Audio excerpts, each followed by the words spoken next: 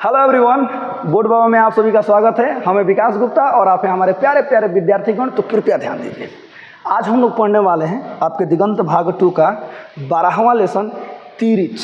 ध्यान दीजिएगा बाबू, तिरिच। आज हम लोग को बहुत कुछ सीखने और बहुत कुछ जानने को मिलेगा, क्योंकि उदय प्रकाश जी ने जिस कहानी को रचा है, तिरिच कहानी को, ये एक प्रकार का जादुई यथार्थ है। कहानी है, कहानी के साथ साथ जादुई यथार्थ भी है। तिरिच नाम क्यों रखा गया है इसके बारे में मैं बताऊंगा। फिलहाल सुनिएगा तो जादुई यथार्थ का मतलब क्या होता है। जादुई यथार्थ का मतलब होता है कि देखिए, यथार्थ का मतलब होता है सच्चाई, यानी जैसा होना चाहिए ठीक वैसा ही। जैसे मान लीजिए, जब हम लोग सपने देखते हैं, जब हम लोग सपने में पढ़ते हैं, तो कभी कभी लगता है क्या कि हमारे पास खूब पैसा आ रहा है, खूब पैसा आ रहा है, हम पैसा पे सोए हुए हैं, दुनिया का सबसे अमीर आदमी बन गए हैं। ऐसा लगता है ना, एकदम सच्चाई की तरह लगता है। कब तक? जब तक हम सपने में होते हैं तब तक। और कभी कभी ऐसा भी होता है कि भूत चौंट रहा है, चौंटता ही नहीं चौंटता है, और जब चौंट रहा है तब से भागा ही नहीं जा रहा है। यानी कि जब तक हम सपने में होते हैं तब तक वो एकदम रियलिटी की तरह लगता है, एकदम सच्चाई की तरह लगता है। और जैसे ही सपना टूटता है, सब खत्म हो जाता है। होता है ना, कभी कोई सोचते हैं अरे 2 मिनट सपना रही तुम्हारे भाई कमा हो गई था, ऐसा ऐसा होता है ना। तो यही जादुई यथार्थ होता है, यानी कि जैसा होना चाहिए वैसा ही, लेकिन काल्पनिक। कैसा? काल्पनिक। इसका मतलब हुआ जादुई यथार्थ। ओके, अब सुनिएगा ध्यान से। तिरिच, तिरिच एक प्रकार का जंतु है, बहुत ही विषैला, बहुत ही खतरनाक जंतु है। यदि ये किसी इंसान को काट लेता है ना, तो वो इंसान मर जाता है, वो जीवित नहीं रहता। यानी कि बहुत ही जहरीला, बहुत ही विषैला जंतु है। यहाँ पे आप देख रहे हैं लोग, ये तिरिच है। तिरिच हमारे यहाँ बिलगोए देखे लोग, बिलगोए, गोए, हाँ उसी की तरह होता है, बिलगोए नहीं होता है। तिरिच ये अलग अलग जंतु है। ओके, इसके काटने से इंसान जीवित नहीं रह सकता है। आखिरकार उदय प्रकाश जी ने इस कहानी का नाम तिरिच ही क्यों रखा? और ये जादुई यथार्थ है, यानी कि पूरी की पूरी कहानी काल्पनिक है। काल्पनिक कहने का मतलब, जब ये बाबू हम लोग कहानी पढ़ेंगे ना, एक एक लाइन आज पढ़ने वाले हैं, जब पढ़ेंगे ना तो लगेगा क्या कि एकदम सच्चाई वाली एकदम घटना सामने हो रही है, लगेगा कि एकदम फिल्म चल रही है, एकदम फिल्म चल रहा है। जी हाँ, मज़ा आ जाएगा, देखिएगा। लेकिन क्या है, वास्तविकता नहीं है, वो सच्चाई नहीं है, वो केवल और केवल कल्पना है, कल्पना की गई है वैसा। ओके, तो तिरिच एक जंतु है, आप लोग जान गए, जिसके काटने से लोग मर जाते हैं। इस पाठ में शहर की तुलना तिरिच से की गई है। ध्यान दीजिएगा, एक शहर की तुलना तिरिच से की गई है, क्योंकि आज के भी समय में सर, हमारे देहात में आप लोग देखते रहिएगा कि बहुत से लोग हैं ना जो शहर जाना नहीं चाहते हैं। यानी कि शहर को लेकर उनके मन में ना एक अलग मानसिकता बैठ गया है, यानी कि अलग डर बैठ गया है कि शहर में यदि हम जाएंगे तो ये हो जाएगा, वो हो जाएगा, शहर में बड़े बड़े लोग होंगे, बड़ी बड़ी गाड़ियाँ, बड़ी बड़ी बिल्डिंग, यानी कि हम सर्वाइव नहीं कर पाएंगे। यानी कि गांव देहात के जो लोग होते हैं, जो सादा जीवन जिया करते हैं, झगड़ा झंझट से उतना मतलब नहीं रहता है, बड़े बड़े शहर में जाने से डरते हैं। तो यहाँ पे जो तिरिच है ना, तिरिच इस पाठ में यानी शहर की तुलना तिरिच से की गई, याद रखिएगा। यानी कि जहाँ जहाँ तिरिच आएगा वहाँ वहाँ शहर की बात होगी, वहाँ वहाँ शहर के लोगों की बात होगी, शहर में कैसी क्या वहाँ का वातावरण है, शहर में क्या क्या होता है, कि शहर में जाने से क्या हो सकता है, लोगों को अंदर, देहात के लोगों को अंदर शहर के प्रति मन में कैसा डर बैठा हुआ है। आज हर एक चीज़ हम लोग देखने वाले हैं। ठीक है, फिलहाल चलिए कहानी को शुरू करते हैं, एक एक लाइन क्लियर हो जाएगा। देख लीजिए, तिरिच महाराज जी हैं, ठीक है, बहुत खतरनाक हैं, हाँ जो भी हैं। आइए चलिए शुरू करते हैं। उदय प्रकाश जी द्वारा रचित तिरिच कहानी, ये एक जादुई यथार्थ है। ओके, जादुई यथार्थ एग्जाम में आपके पूछ सकता है। आइए शुरू करते हैं। तो उदय प्रकाश जी, यहाँ पे देख रहे हैं उदय प्रकाश जी हैं। लेखक के बारे में, कहानीकार के बारे में हम क्वेश्चन आंसर वाला वीडियो यानी सारांश वाले वीडियो में पूरा का पूरा अच्छी तरह से पढ़ेंगे, पॉइंट वाइज पढ़ेंगे, जो आपके एग्जाम के लिए बहुत इंपॉर्टेंट होगा। फिलहाल हम कहानी शुरू करते हैं। बहुत लंबी कहानी है, बहुत बड़ी कहानी है। चलिए मैं फिर से बता दूं बाबू, ये कहानी केवल एक कल्पना है। कल्पना समझ में आता है ना, केवल कल्पना किया गया है, बस यही है।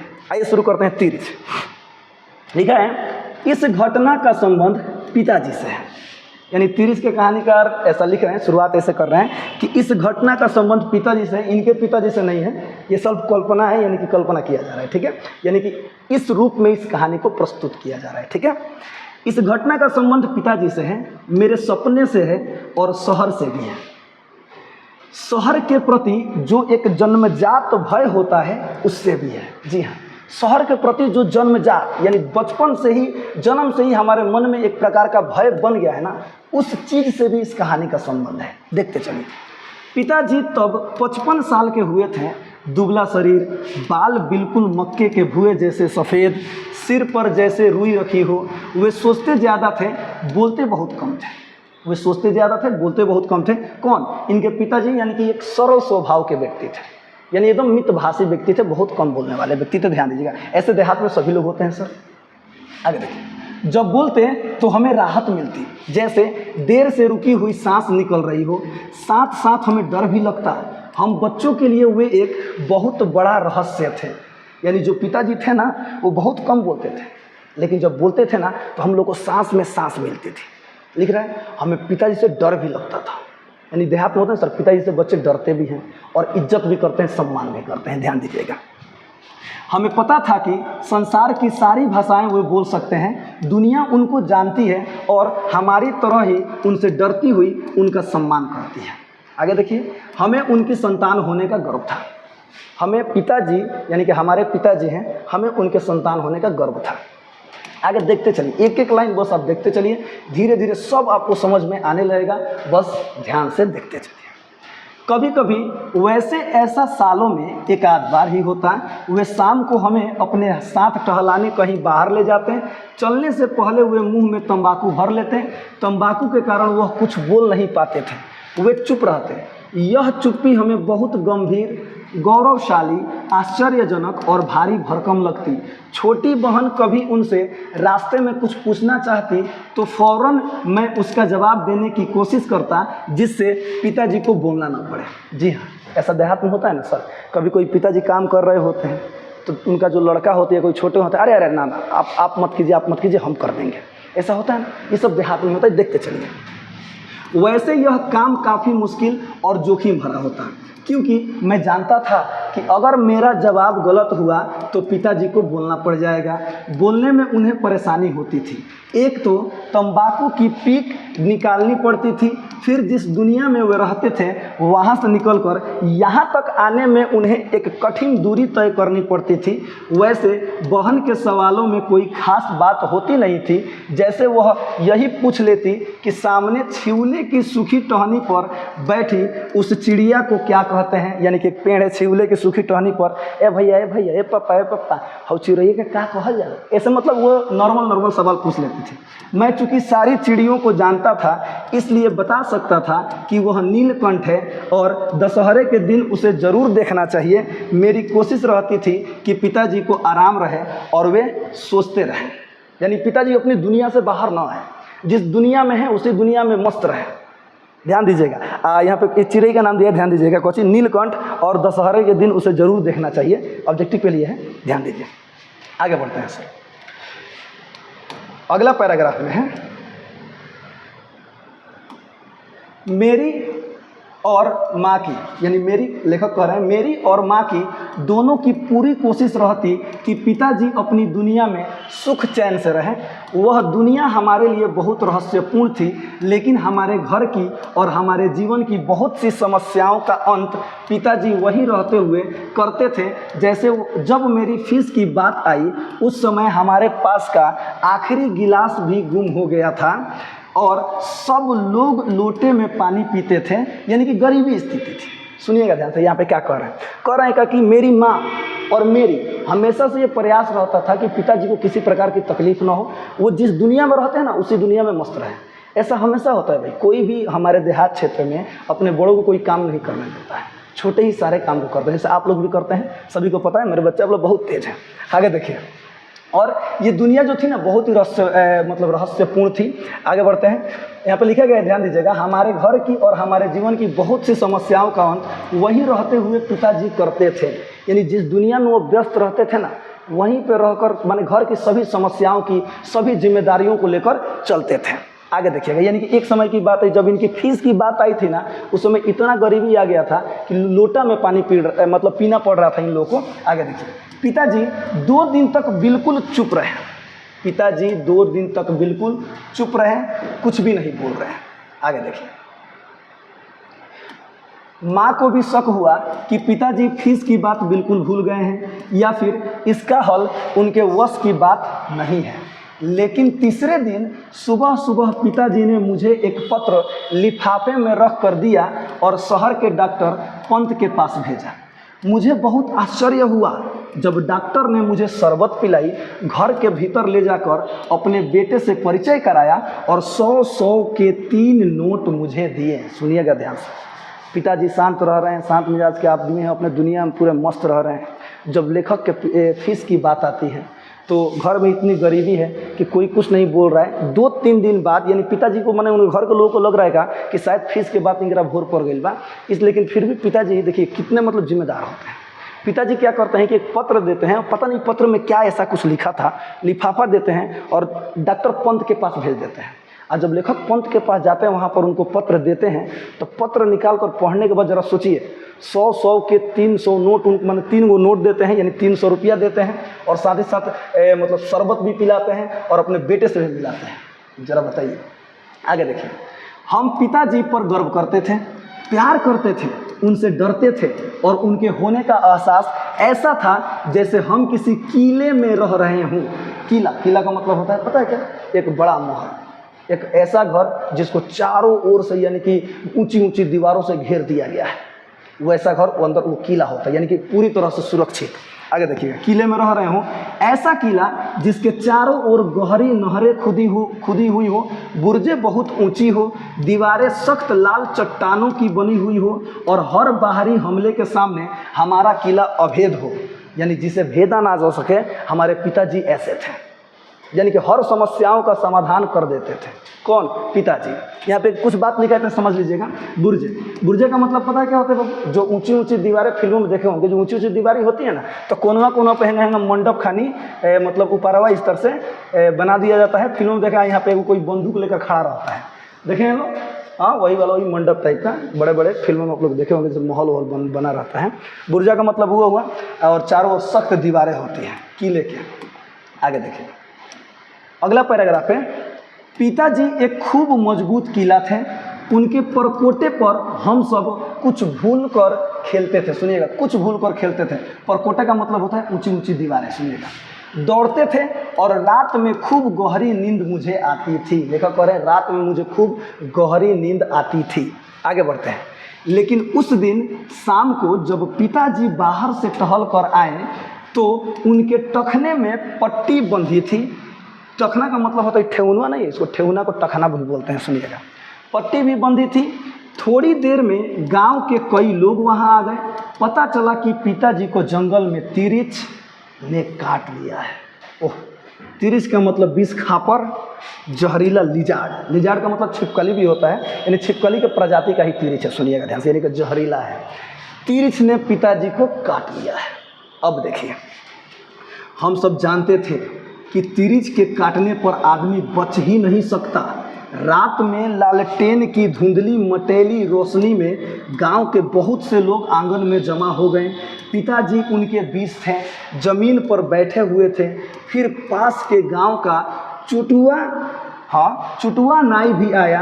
वह अरंड के पत्ते और काढ़े की राख से जहर उतारता था। यानी कि जब कोई काट लेता है, हमारे सांप बिच्छी उच्छी काट लेते हैं तो देखते हैं ना कि झाड़ फूक होने लगता है। ए हुआ लेके जाओ, हुआ लेके बड़ी बढ़िया झाड़ लेने, तो झाड़ फूक चालू हो जाता है। तो उसी तरह से जब पिताजी को तिरिछ ने काट लिया है तो सभी लोग आंगन में बैठ गए हैं और सभी लोग बैठे हुए हैं। और आ करके जो लोग आई देखिए, चुटुआ नाई भी आया है। वह क्या कर रहा है? तो अरंड के पत्ते से और काढ़े की राख से जहर उतार रहे हैं, यानी कि झाड़ फूक चल रही है। आगे देखिएगा, तिरिछ एक बार मैंने देखा था।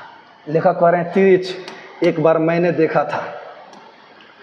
तालाब के किनारे जो बड़ी बड़ी चट्टानों के ढेर थे और जो दोपहर में खूब गर्म हो जाते थे, उनमें से किसी चट्टान की दरार से निकलकर वह पानी पीने तालाब की ओर जा रहा था। अब देखिए यहाँ पर लेखक क्या कह रहे हैं। आगे लिखा है, मेरे साथ थानू था। थानू कौन है? तो इनका मित्र है। ये काल्पनिक कहानी में थानू उनका एक मित्र के रूप में दिखाया गया है। सुनिएगा ध्यान से, किनका? लेखक के मित्र के रूप में दिखाया गया है। मेरे साथ थानू था। उसने बतलाया कि वह तिरिछ है, काले नाग से 100 गुना ज़्यादा उसमें जहर होता है। वह काले नाग से भी 100 गुना ज़्यादा उसमें जहर होता है। उसी ने बताया कि सांप तो तब काटता है जब उसके ऊपर पैर पड़ जाए या कोई जब ज़बरदस्ती उसे तंग करे, लेकिन तिरिस तो नज़र मिलते ही दौड़ता है, पीछे पड़ जाता है। उससे बचने के लिए कभी सीधे नहीं भागना चाहिए, टेढ़ा मेढ़ा चक्कर काटते हुए गोल मोल दौड़ना चाहिए। सुनिएगा ध्यान से। अरे सांप काटता है तो लोग बच जाते हैं, सांप कब पछेटता है? जब उस पर पैर पड़ जाए, उसको तंग करेंगे तब चौंटता है, लेकिन तिरिस से खाली नज़रें मिलने की देरी है, ऐसा थानू बता रहा था। सुनिएगा, खाली नज़र मिला कि एकदम चौंटना चालू कर देगा। अब देखिए आगे। दरअसल जब आदमी भागता है तो ज़मीन पर वह सिर्फ अपने पैरों के निशान ही नहीं छोड़ता, बल्कि हर निशान के साथ वहाँ की धूल में अपनी गंध भी छोड़ जाता है। तिरिच इसी गंध के सहारे दौड़ता है। थानू ने बतलाया कि तिरिच को चकमा देने के लिए आदमी को यह करना चाहिए कि पहले तो वह बिल्कुल पास कदम रखकर जल्दी जल्दी कुछ दूर दौड़े, फिर 4-5 बार खूब लंबी लंबी छलांग दे। तिरिच सूंघता हुआ दौड़ता आएगा, जहाँ पास पैर के निशान होंगे वहाँ उसकी रफ्तार खूब तेज हो जाएगी, और जहाँ से आदमी ने छलांग मारी होगी वहाँ आकर वह उलझन में पड़ जाएगा। वह इधर उधर तब तक भटकता रहेगा जब तक उसे अगले पैर का निशान और उसमें बसी गंध नहीं मिल जाती। यानी कि यहाँ पे थोड़ा सा तिरिच के बारे में बताया जा रहा है कि तिरिच क्या करता है। ऐसे लोगों को अंदर ना मतलब भय बन जाता है। लोग अंदर देखते हैं ना कि सांप काट लेता है, यहाँ लेके जा, हई करे के चाहिए, हई खाए के चाहिए, ये करो, ऐसा होता है ना। तो तिरिच जब देख ले, जब चहेटने लगे तो क्या करना चाहिए? ऐसे करना चाहिए। ध्यान दीजिएगा, मतलब वही थानू बता रहे हैं। कौन बता रहे हैं? थानू बता रहे हैं। आगे बढ़ते हैं। आगे लिखा है, हमें तिरिच के बारे में 2 बातें और पता थी। हमें तिरिच के बारे में 2 बातें और पता थी। एक तो यह कि जैसे ही वह आदमी को काटता है वैसे ही वह वहाँ से भागकर किसी जगह पेशाब करता है। यानी तिरिच जैसे ही आदमी को काटता है ना, वहाँ से तुरंत भागकर जाकर कहीं पर पेशाब करता है। सुनिएगा ध्यान से। और उस पेशाब में लौट जाता है। अगर तिरिच ने ऐसा कर लिया तो आदमी बच नहीं सकता है। ध्यान दीजिएगा। यानी तिरिच के बारे में एक और लोगों को अंदर मानसिकता है, क्या है कि यदि तिरिच काटता है तो तिरिच काटने के तुरंत बाद भागता है और भागकर कहीं पे पेशाब करता है, और पेशाब करके उसमें अगर लौट गया तो समझ लो, अगर लौट गया तो आदमी समझ लग गया, आदमी का मरना तय है। सुनिएगा ध्यान से। लोग नहीं कहते हैं जौन बिछिया कटले भी ओकरा के मुँह दलो, बिखिया कम हो जाएगी। सांप कटले भी ओकरा का मुँह दलो, बिखिया कम हो जाए। ऐसे लोग को अंदर मानसिकता होती है ना। तो वही देखिए, वही कह रहा है। आगे बढ़ते हैं। अगर उसे बचाना है तो तिरिच के पेशाब में लौटने से पहले ही खुद किसी नदी, कुएं या तालाब में डुबकी लगा लेनी चाहिए, या फिर तिरिच के ऐसा करने के पहले ही उसे मार देना चाहिए। अर्थात तिरिच यदि काटे तो ओकरा पेशाब करे से लौटने से पहले तुरंत जाइए किसी नदी में डुबकी लगा लीजिए, या नहीं तो वही जब तिरिच के पकड़ के ओकरा का मुआ खत्म करो। ध्यान दीजिएगा। दूसरी बात यह कि तिरिच काटने के लिए तभी दौड़ता है जब उससे नज़र टकरा जाए। अगर तिरिच को देखो तो उससे कभी आंख मत मिलाओ। आंख मिलते ही वह आदमी की गंध पहचान लेता है और फिर पीछे लग जाता है। फिर तो आदमी चाहे पूरी पृथ्वी का चक्कर लगा ले, तिरिच पीछे पीछे आता है। वाह, कितना भयंकर माने लोगों को अंदर मानसिकता बसा हुआ है। सुनिएगा, यहाँ पर तिरिच शहर है। देखते चलिए, आप एक एक लाइन समझते चलिए। यानी कहने का मतलब यही है कि सर हम लाख कोशिश कर लें, गरीब गुरुआ का देहात के आदमी 2 रुपया कमाने के लिए कहाँ जाते हैं? शहर में न जाते हैं। तो देखिएगा ध्यान से, आगे बढ़ते हैं। फिलहाल वो बात नहीं चल रही है, फिलहाल हम पूरा कहानी पढ़ने वाले हैं, ठीक है? देखते चलिए। मैं भी तमाम बच्चों की तरह उस समय तिरिच से बहुत डरता था। मैं भी तमाम बच्चों की तरह, यानी लेखक कह रहे हैं, मैं भी तमाम बच्चों की तरह उस समय तिरिच से खूब डरता था, बहुत डर लगता था। मेरे दुःस्वप्न में, यानी दुख भरे स्वप्न में के सबसे खतरनाक पात्र 2 ही थे, एक हाथी और दूसरा तिरिच। यानी कि लेखक के सपने में कौन कौन आते हैं? एगो हाथी आता है, एगो तिरिच आता है। सुनिएगा ध्यान से। हाथी तो फिर भी दौड़ता दौड़ता थक जाता था और मैं पेड़ पर चढ़कर बच जाता था या फिर उड़ने लगता था, लेकिन तिरिच उसके सामने तो मैं किसी इंद्रजाल में बंध जाता था। ओह, देखिए, हाथी दौड़ता दौड़ता तो थक जाता था, कोई बात नहीं, लेकिन अगर तिरिच सपना में अगर तिरिच से नज़र मिल जाती थी तो एकदम इंद्रजाल में फंस जाते थे। कौन? लेखक। आगे देखिएगा, सपने में मैं सपने में कहीं जा रहा होता तो अचानक ही किसी जगह वह मिल जाता, उसकी जगह तय नहीं होती। यानी कहाँ मिलता तय, सपना में कब कहा जाता है कोई जानता है? नहीं ना जानता है, तो ध्यान दीजिएगा। तय नहीं होती थी, कोई ज़रूरत नहीं था कि वह चट्टानों की दरार में, पुरानी इमारतों के पिछवाड़े या किसी झाड़ी के पास दिखे। वह मुझे बाजार में, सिनेमा हॉल में, किसी दुकान या मेरे कमरे में भी दिख सकता था, यानी कहीं भी दिख जाता था। तिरिच सपने में। आगे बढ़ते हैं। मैं सपने में कोशिश करता था कि उससे नज़र न मिलने पाए, लेकिन वह इतनी परिचित आँखों से मुझे देखता था। कौन? तिरिछावा लेखक को इतना परिचित आँखों से देखता था ना कि मैं अपने आप को रोक नहीं पाता था, और बस आँख मिलते ही उसकी नज़र बदल जाती थी। वह दौड़ता था और मैं भागता था। तिरिछ पछेटना चालू करता था और ये भागना चालू करते थे। समझिएगा ठीक से। यानी तिरिछ से ये लाख चाहते हैं कि नज़र न मिले, लेकिन वो इतनी परिचित आंखों से देखता था ना कि नज़र मिल ही जाती थी। समझिएगा ठीक से। यानी इंसान लाख कोशिश कर ले, शहर जाने की चेष्टा न करे अर्थात, लेकिन अंततः इंसान को जाना ही पड़ता है, जिसके प्रति उसके मन में एकदम डर और भय बना हुआ है। देखते चलिए, अभी तो बहुत बहुत लंबी कहानी है। आगे बढ़ते हैं। आगे लिखा है बाबू, मैं गोल गोल चक्कर लगाता था, जल्दी जल्दी पास डग भर कर, यानी जल्दी जल्दी पास डेग ना बोले डेग, डग भर कर अचानक खूब लंबी लंबी छलांग लगाने लगता था। उड़ने की कोशिश करता, किसी ऊंची जगह पर चढ़ जाता, लेकिन मेरी 1000 कोशिशों के बावजूद वह चकमा नहीं खाता था। कौन? तिरिछ। वह मुझे बहुत घाघ का मतलब होता है कि जो सब कुछ जानता हो, भीतरघट आदमी, मूर्खोइस आदमी, जानता सब कुछ है लेकिन करता कुछ नहीं है। सुनिएगा ध्यान से, मतलब वह मुझे बहुत घाघ, समझदार, चतुर और खतरनाक लगता। कौन? तिरिछ। मुझे लगता कि वह मुझे खूब अच्छी तरह से जानता है। उसकी आंखों में मेरे लिए परिचय की जो चमक है, उससे मुझे लगता कि वह मेरा ऐसा शत्रु है जिसे मेरे दिमाग में आने वाले हर विचार के बारे में पता है। ये सब कहाँ हो रहे हैं? सब सपने में हो रहे हैं। लेखक ऐसा बता रहे हैं कि तिरिछ जब मुझे चहटने लगता था ना, तो मैं बस भागता था। कहीं भी जाता, मैं कितना भी कोशिश करता था, तिरिछ मेरे पीछे से नहीं हटता था। तिरिछ मेरे पीछे एकदम पड़ जाता था। उसकी आंखें मेरे ओर इस तरह से देखती थी, मेरे प्रति उसकी आंखों में ऐसी चमक थी जैसे तिरिछ मुझे बहुत अच्छी तरह से जानता है। ऐसा कुछ बता रहे हैं। आगे देखिएगा। और उसको मतलब लगता था ना कि ये मेरा सबसे बड़ा दुश्मन है। आगे बढ़ते हैं। मेरा सबसे खौफनाक, यातनादायक, भयाक्रांत और बेचैनी से भरा यही सपना था। किसका सपना?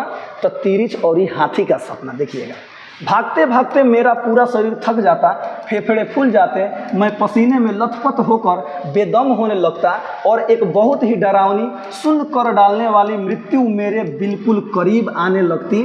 मैं जोरों से चीखता, रोने लगता, पिताजी को, थानू को या माँ को पुकारता, और फिर मैं जान जाता कि यह सपना है, अर्थात नींद टूट जाता।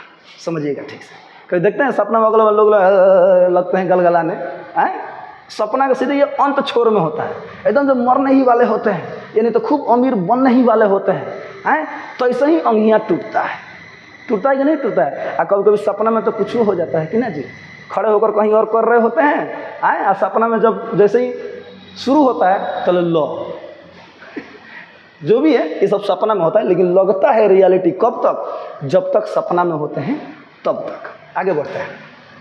लेकिन यह पता चल जाने के बावजूद मैं अच्छी तरह से जानता कि तब भी मैं अपनी इस मृत्यु से नहीं बच सकता। यानी यह पता चल जाने के बावजूद भी, यानी वो जान जाता था कि सपना है, लेकिन फिर भी इनके अंदर डर बना रहता था कि अभी भी मैं नहीं बच सकता।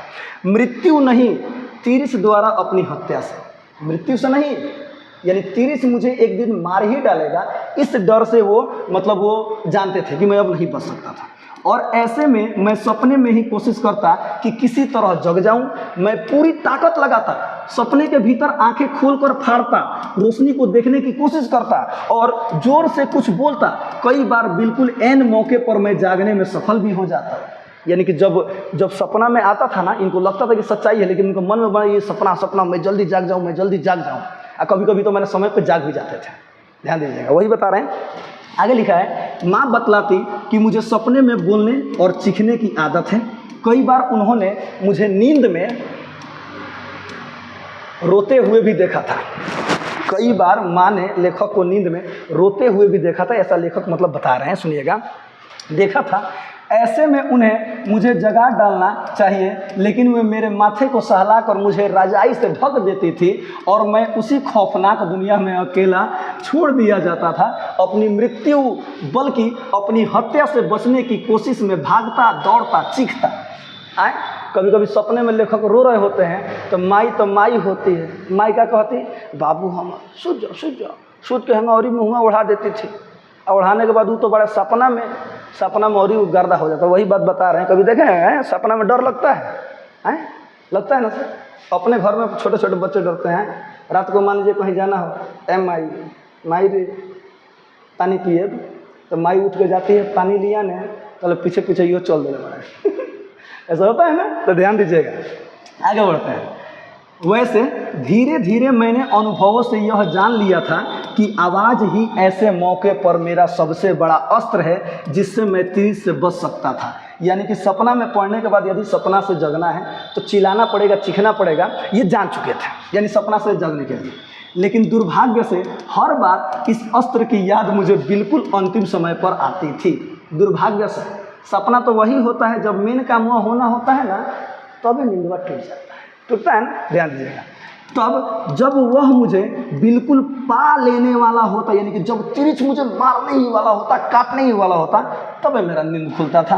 अपनी हत्या की सांसें मुझे छूने लगती। मौत के नशे से भरे एक निर्जीव लेकिन डरावने अंधेरे में मैं घिर जाता। लगता मेरे नीचे कोई ठोस आधार नहीं है, मैं हवा में हूँ। और वह पल आ जाता जब मेरे जीवन का अंत होने वाला होता। तभी बिल्कुल इसी एक बहुत ही छोटी और नाजुक पल में मुझे अपने इस अस्त्र की याद आती और मैं जोर जोर से बोलने लगता और इस आवाज़ के सहारे मैं सपने से बाहर निकल आता, अर्थात मैं जाग जाता था। देखते चलिए, यानी लेखक जान गए थे कि यदि सपना से बाहर निकलना है तो मुझे चीखना पड़ेगा, चिल्लाना पड़ेगा। और सब चीखना चिल्लाना भी कब याद आता था, एकदम अंतिम मौके, एकदम कटही वाला बा, तब याद माई दे चीखते हैं ना, देखते होंगे। हाँ, आगे बढ़ते हैं। कई बार माँ मुझसे पूछती भी कि मुझे क्या हो गया था, तब मेरे पास इतनी भाषा नहीं थी, यानी कि उतने चालाक नहीं थे कि मैं उन्हें सब कुछ एक एक चीज़ उसी तरह बता पाता। अपनी इस असमर्थता के बारे में मुझे खूब पता था और इसी वजह से मैं एक अजीब से तनाव, बेचैनी और असहायता से भर जाता। अंत में हार कर इतना ही कह पाता कि बहुत डरावना सपना था, बाप रे बाप, बहुत डरावना सपना रहा, भूत चौहेट डिले रहा आए दौड़े ना जल्दी तो रहा। हाँ, तो मैंने इसमें तिरिछ आ रहे हैं, देखते चलिए।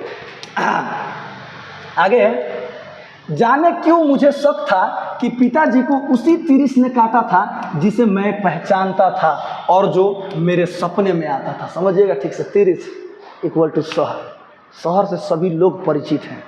देखते चलिए, आगे बढ़ते हैं। यहाँ पे लेखक कह रहे हैं क्या, जाने क्यों मुझे शक था कि पिताजी को उसी तिरिछ ने काटा था जिसे मैं पहचानता था और जो मेरे सपने में आता था। लेकिन एक अच्छी बात यह हुई कि जैसे ही वह तिरिछ पिताजी को काट कर भागा, पिताजी ने उसका पीछा करके उसे मार डाला था। तय था कि अगर वे फौरन उसे नहीं मार पाते तो वह पेशाब करके उसमें ज़रूर लौट जाता, फिर पिताजी किसी भी हाल में न बचते। सुनिएगा ध्यान से, एक राहत की बात थी कि तिरिछ ने पिताजी को, ऊपर वाला कहानी अब यहाँ पे जोड़ दिया गया है, बीच में थोड़ा सा तिरिछ के बारे में बताया गया था और साथ ही साथ इनके सपने के बारे में बताया गया था, इन्हें कौन कौन सा सपना आता है। आगे देखते चलिए सर। ये सपना एक लगभग सभी के मन में होता है। शहर के प्रति सभी के मन में डर बना रहता है कि शहर में जाएंगे तो पता नहीं क्या होगा, बड़े बड़े लोग होंगे, बड़ी बड़ी गाड़ियाँ होंगी, बड़े बड़े लोगों का गाली सुनना पड़ेगा, काम करेंगे, बॉस आएगा, ये करेगा वो करेगा, ऐसा होता है ना। देखते चलते हैं, क्वेश्चन आंसर में मज़ा आ जाएगा जब पढ़ेंगे क्वेश्चन आंसर को, देखिएगा। तो मतलब एक बात राहत की बात थी कि जब तिरिछ ने पिताजी को काटा था ना, यानी जब तिरिछ ने पिताजी को काटा था, तिरिछ का मतलब क्या किए थे, पकड़ के मार दिए थे, मुआ दिए थे, तो वो तो पेशाब में लौटेगा नहीं, इस तरह से मतलब बचने के चांसेस थे। यही वजह थी कि पिताजी को लेकर मुझे उतनी चिंता नहीं रह गई थी, बल्कि एक तरह की राहत और मुक्ति की खुशी मेरे भीतर धीरे धीरे पैदा हो रही थी।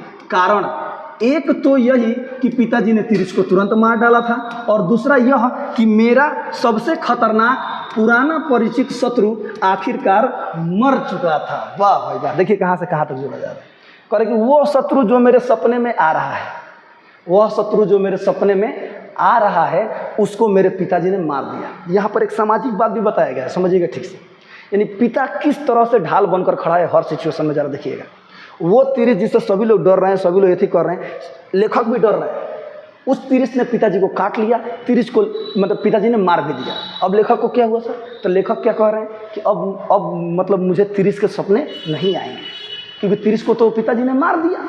अब देखिए आगे, फिलहाल समझते हैं, आगे बढ़ते हैं। उसका वध हो गया था और वह अब मैं सपने के भीतर कहीं भी बिना किसी डर के सीटी बजाता हुआ घूम सकता था। यानी लेखक ऐसा बोल रहे हैं कि चलिए अब तो तिरिस मर गया, अब मुझे कोई डर नहीं है, मैं सपने के भीतर आराम से सीटी बजाता घूम सकता हूँ। आगे बढ़ते हैं। आगे लिखा है बाबू, उस रात, किस रात? जिस रात पिताजी को तिरिस ने काटा था। सुनिएगा, उस रात देर तक हमारे आंगन में भीड़ रही आई, पिताजी की झाड़ फूक चलती रही, काटे जख्म को चीर कर खून भी बाहर निकाला गया और कुएं में डालने वाली लाल दवा पोटेशियम परमैंगनेट, याद रखिएगा पोटेशियम परमैंगनेट, कुएं में डालने वाली लाल दवा जख्म में भरा गया। मैं निश्चिंत था। लेखक कह रहे हैं मैं निश्चिंत था। अगली सुबह पिताजी को शहर जाना था। अब आ गया, अब कहानी में शुरू हो रहा है, देखते चलिए। अगली सुबह पिताजी को शहर जाना था। अदालत में पेशी थी, उनके नाम का सम्मान आया था। सम्मान का मतलब नोटिस होता है, उनके नाम का नोटिस आया था कि इस डेट पे आपको कोर्ट में पहुंच जाना है, इतना बजे। सुनिएगा, हमारे गांव से लगभग 2 किलोमीटर दूर निकलने वाली सड़क से शहर के लिए बसें गुजरती थी। उनकी संख्या दिन भर में मुश्किल से 2 या 3 थी। यानी कि जो शहर जाने वाली बसें थी ना, दिन भर में 2 से 3 आवत रही सन। और 2 किलोमीटर दूर था घर से, जहाँ से मतलब बस पकड़ा था। गनीमत थी कि पिताजी जैसे ही सड़क तक पहुँचे, शहर जाने वाला पास के गांव का एक ट्रैक्टर उन्हें मिल गया था। यानी मिल गया, यानी वो भी अगले दिन शहर जाने वाले थे, क्योंकि कोर्ट में जाना था। आज जैसे ही रोड पे पहुँचे तो बस तो नहीं, लेकिन गांव से ही एक शहर जा रहा था ट्रैक्टर, वो ट्रैक्टर मिल गया और ट्रैक्टर पर पिताजी क्या हो गए, बैठ गए। ट्रैक्टर में बैठे हुए लोग पहचान के थे, यानी कि सभी लोग पहचानने वाले थे।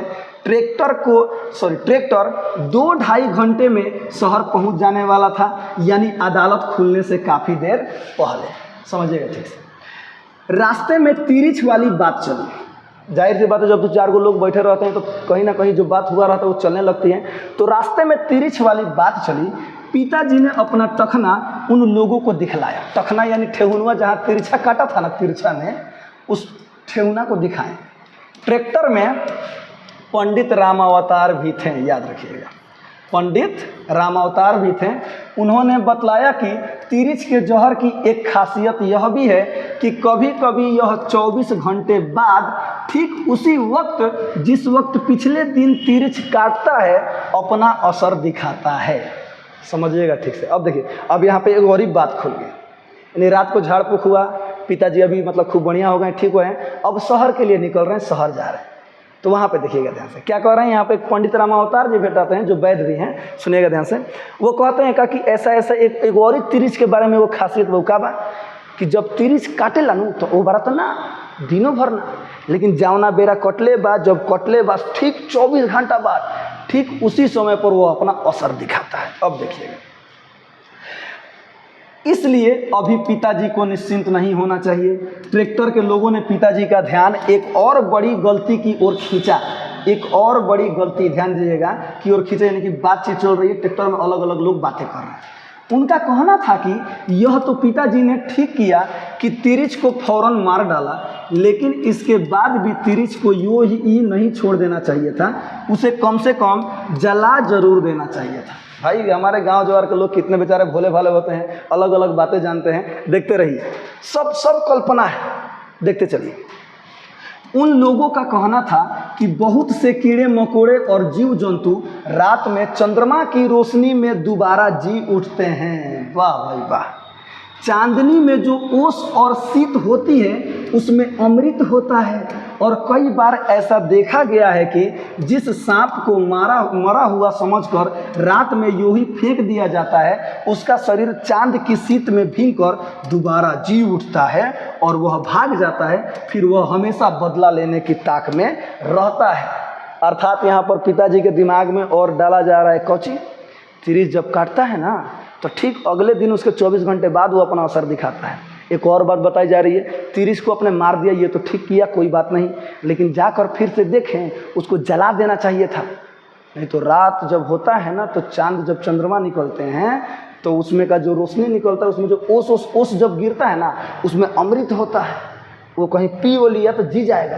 कौन? तिरिछुआ देह पर पड़ेगा तो जी जाएगा। देखते चलिए, ऐसा सब मणगढ़ कहानी होती है ना, तो लोग गांव में करते रहते हैं। आगे बढ़ते हैं। ट्रैक्टर के लोगों को शक था कि कहीं ऐसा न हो कि रात में जी उठने के बाद तिरिछ पेशाब करके उसमें लौट जाए। वाह, ट्रैक्टर में लोगों को ऐसा शक था।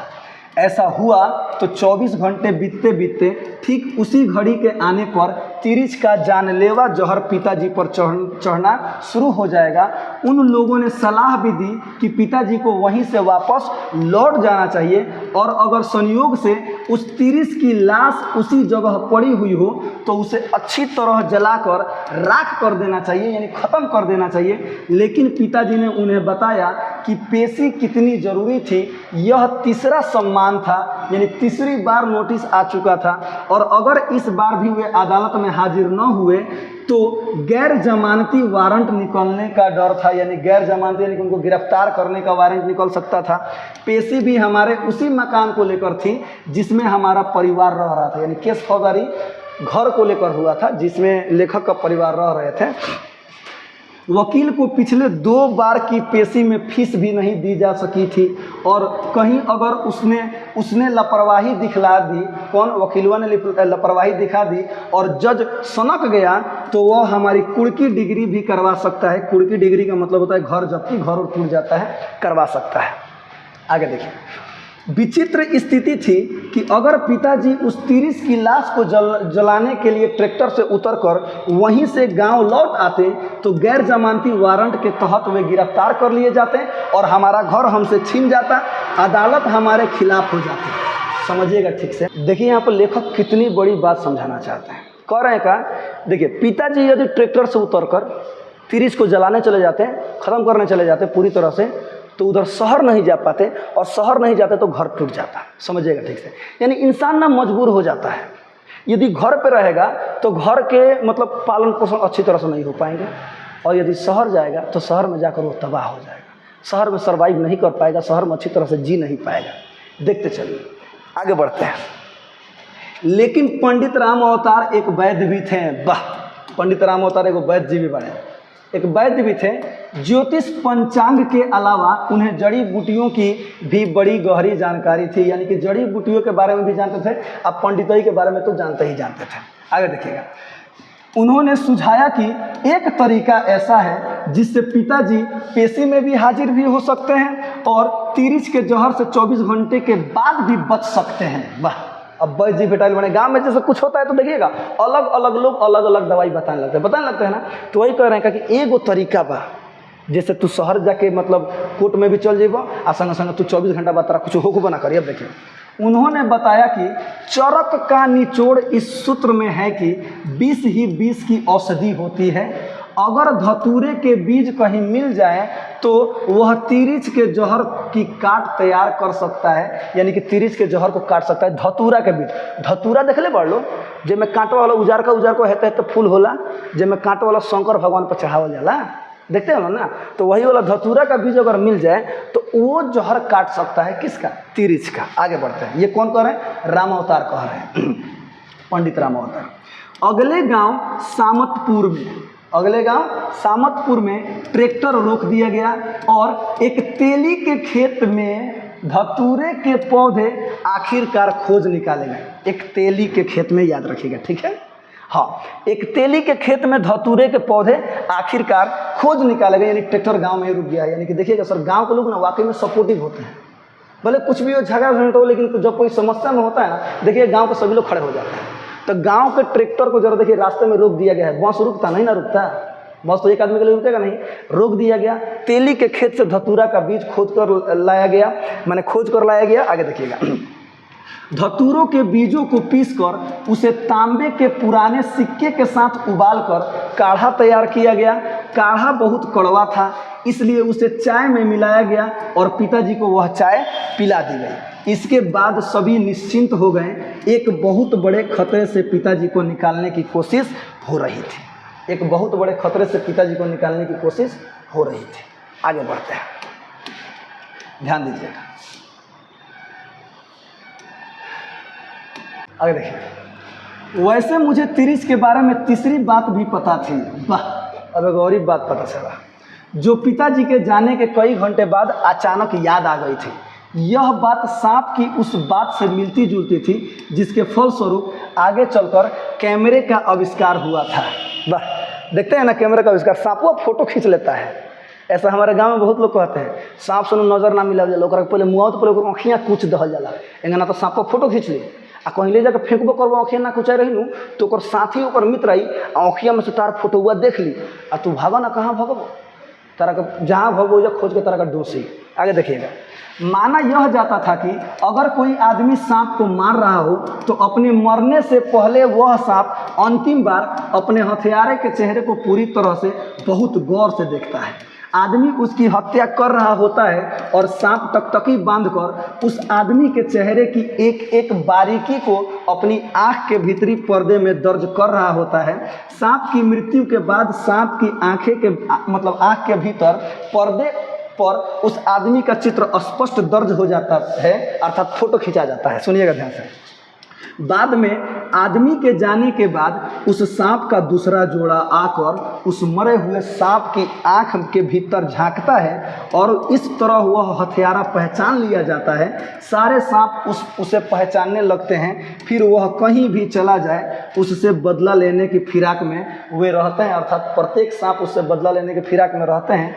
हर सांप उसका शत्रु बन जाता है, हर सांप उसका शत्रु हो जाता है। ये ऐसी मन गढ़ंत कहानी है जो भी है।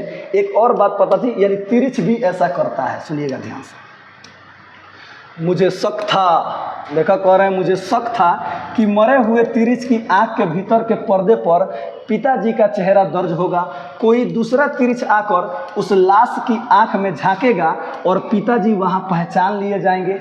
मेरे भीतर इस बात को लेकर बेचैनी पैदा हुई कि पिताजी ने यह सतर्कता क्यों नहीं बरती, ओकरा के मार के जरा काहे ना देहूँ। अब देखिएगा आगे, उन्हें तिरिच को मारने के साथ ही किसी पत्थर से उसकी दोनों आंखें कुचल कर फोड़ देना चाहिए था, जला देना चाहिए था। लेकिन अब क्या हो सकता था, पिताजी शहर जा चुके थे और मेरे सामने उलझन और चुनौती थी कि गांव के पास फैले इतने बड़े जंगल में किस जगह तिरिच को मारकर उन्होंने छोड़ा था, वह जगह मैं खोज निकालूं।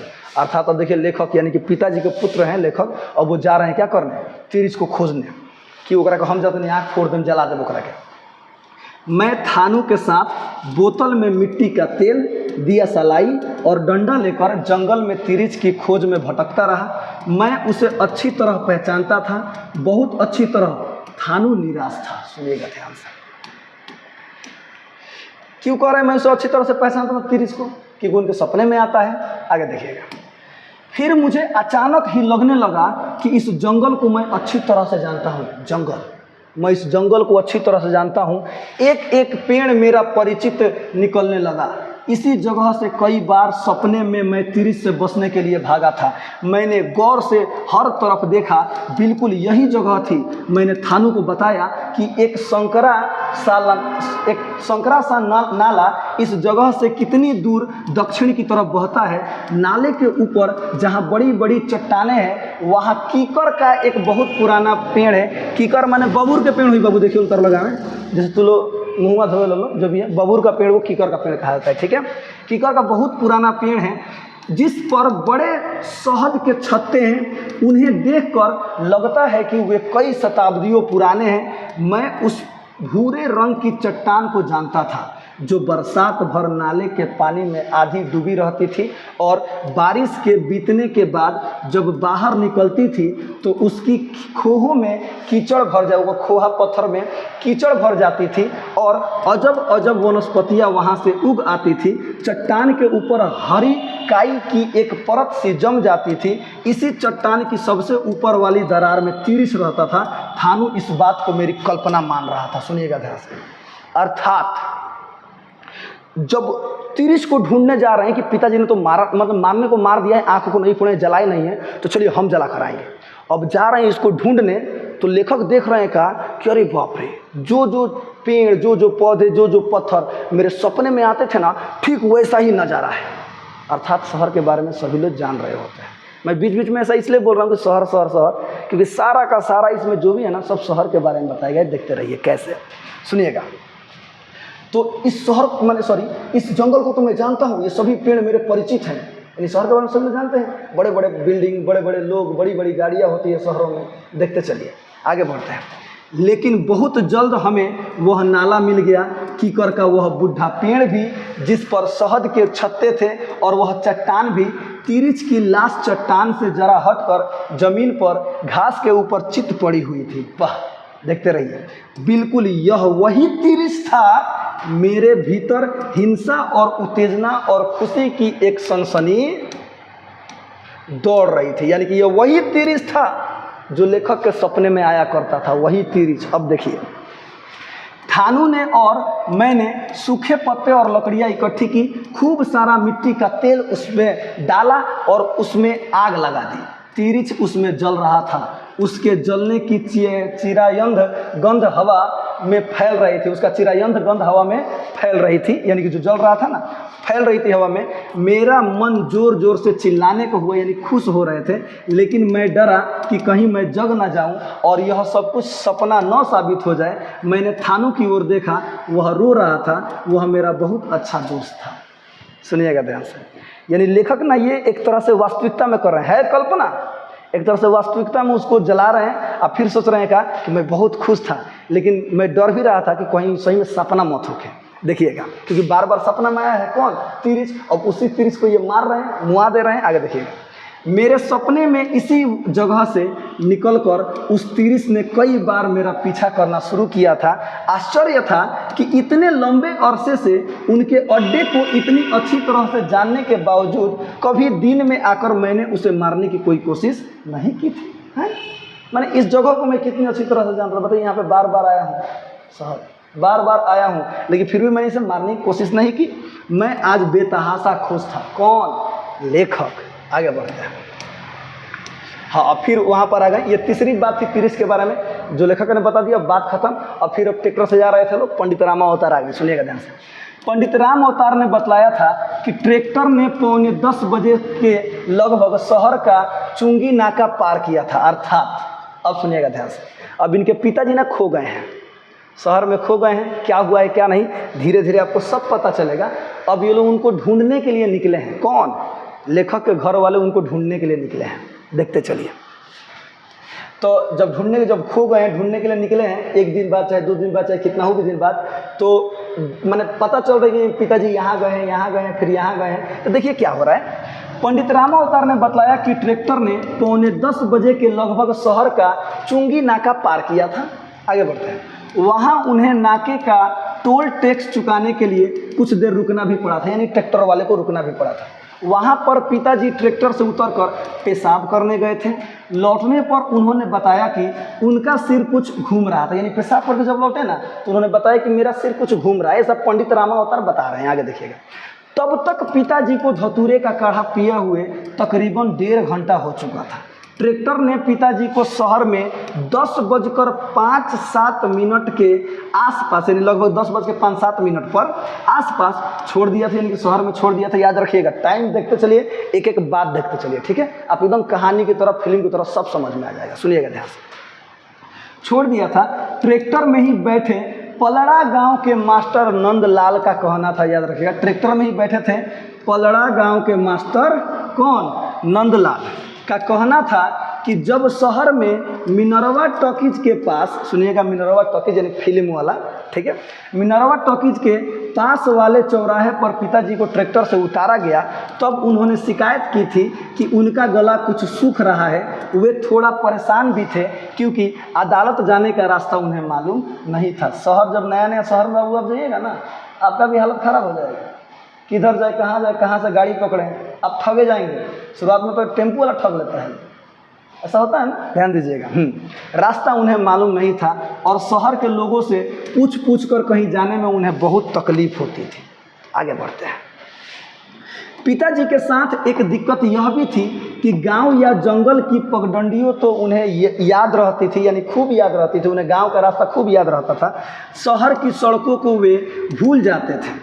शहर वे बहुत कम जाते थे, जाना ही पड़े तो अंतिम समय तक वे टालते रहते थे। यानी सभी लोग माने का जेब शहर में का, यानी अंतिम समय तक टालते रहते थे, तब तक जब तक जाना बिल्कुल ही ज़रूरी न हो जाए, तब तक यानी टालते रहते थे कि शहर हम नहीं जाएंगे। आगे देखिए, कई बार तो ऐसा भी हुआ कि पिताजी सारा सामान लेकर शहर के लिए रवाना हुए और बस अड्डे से लौट आए, बहाना यह कि बस छूट गई।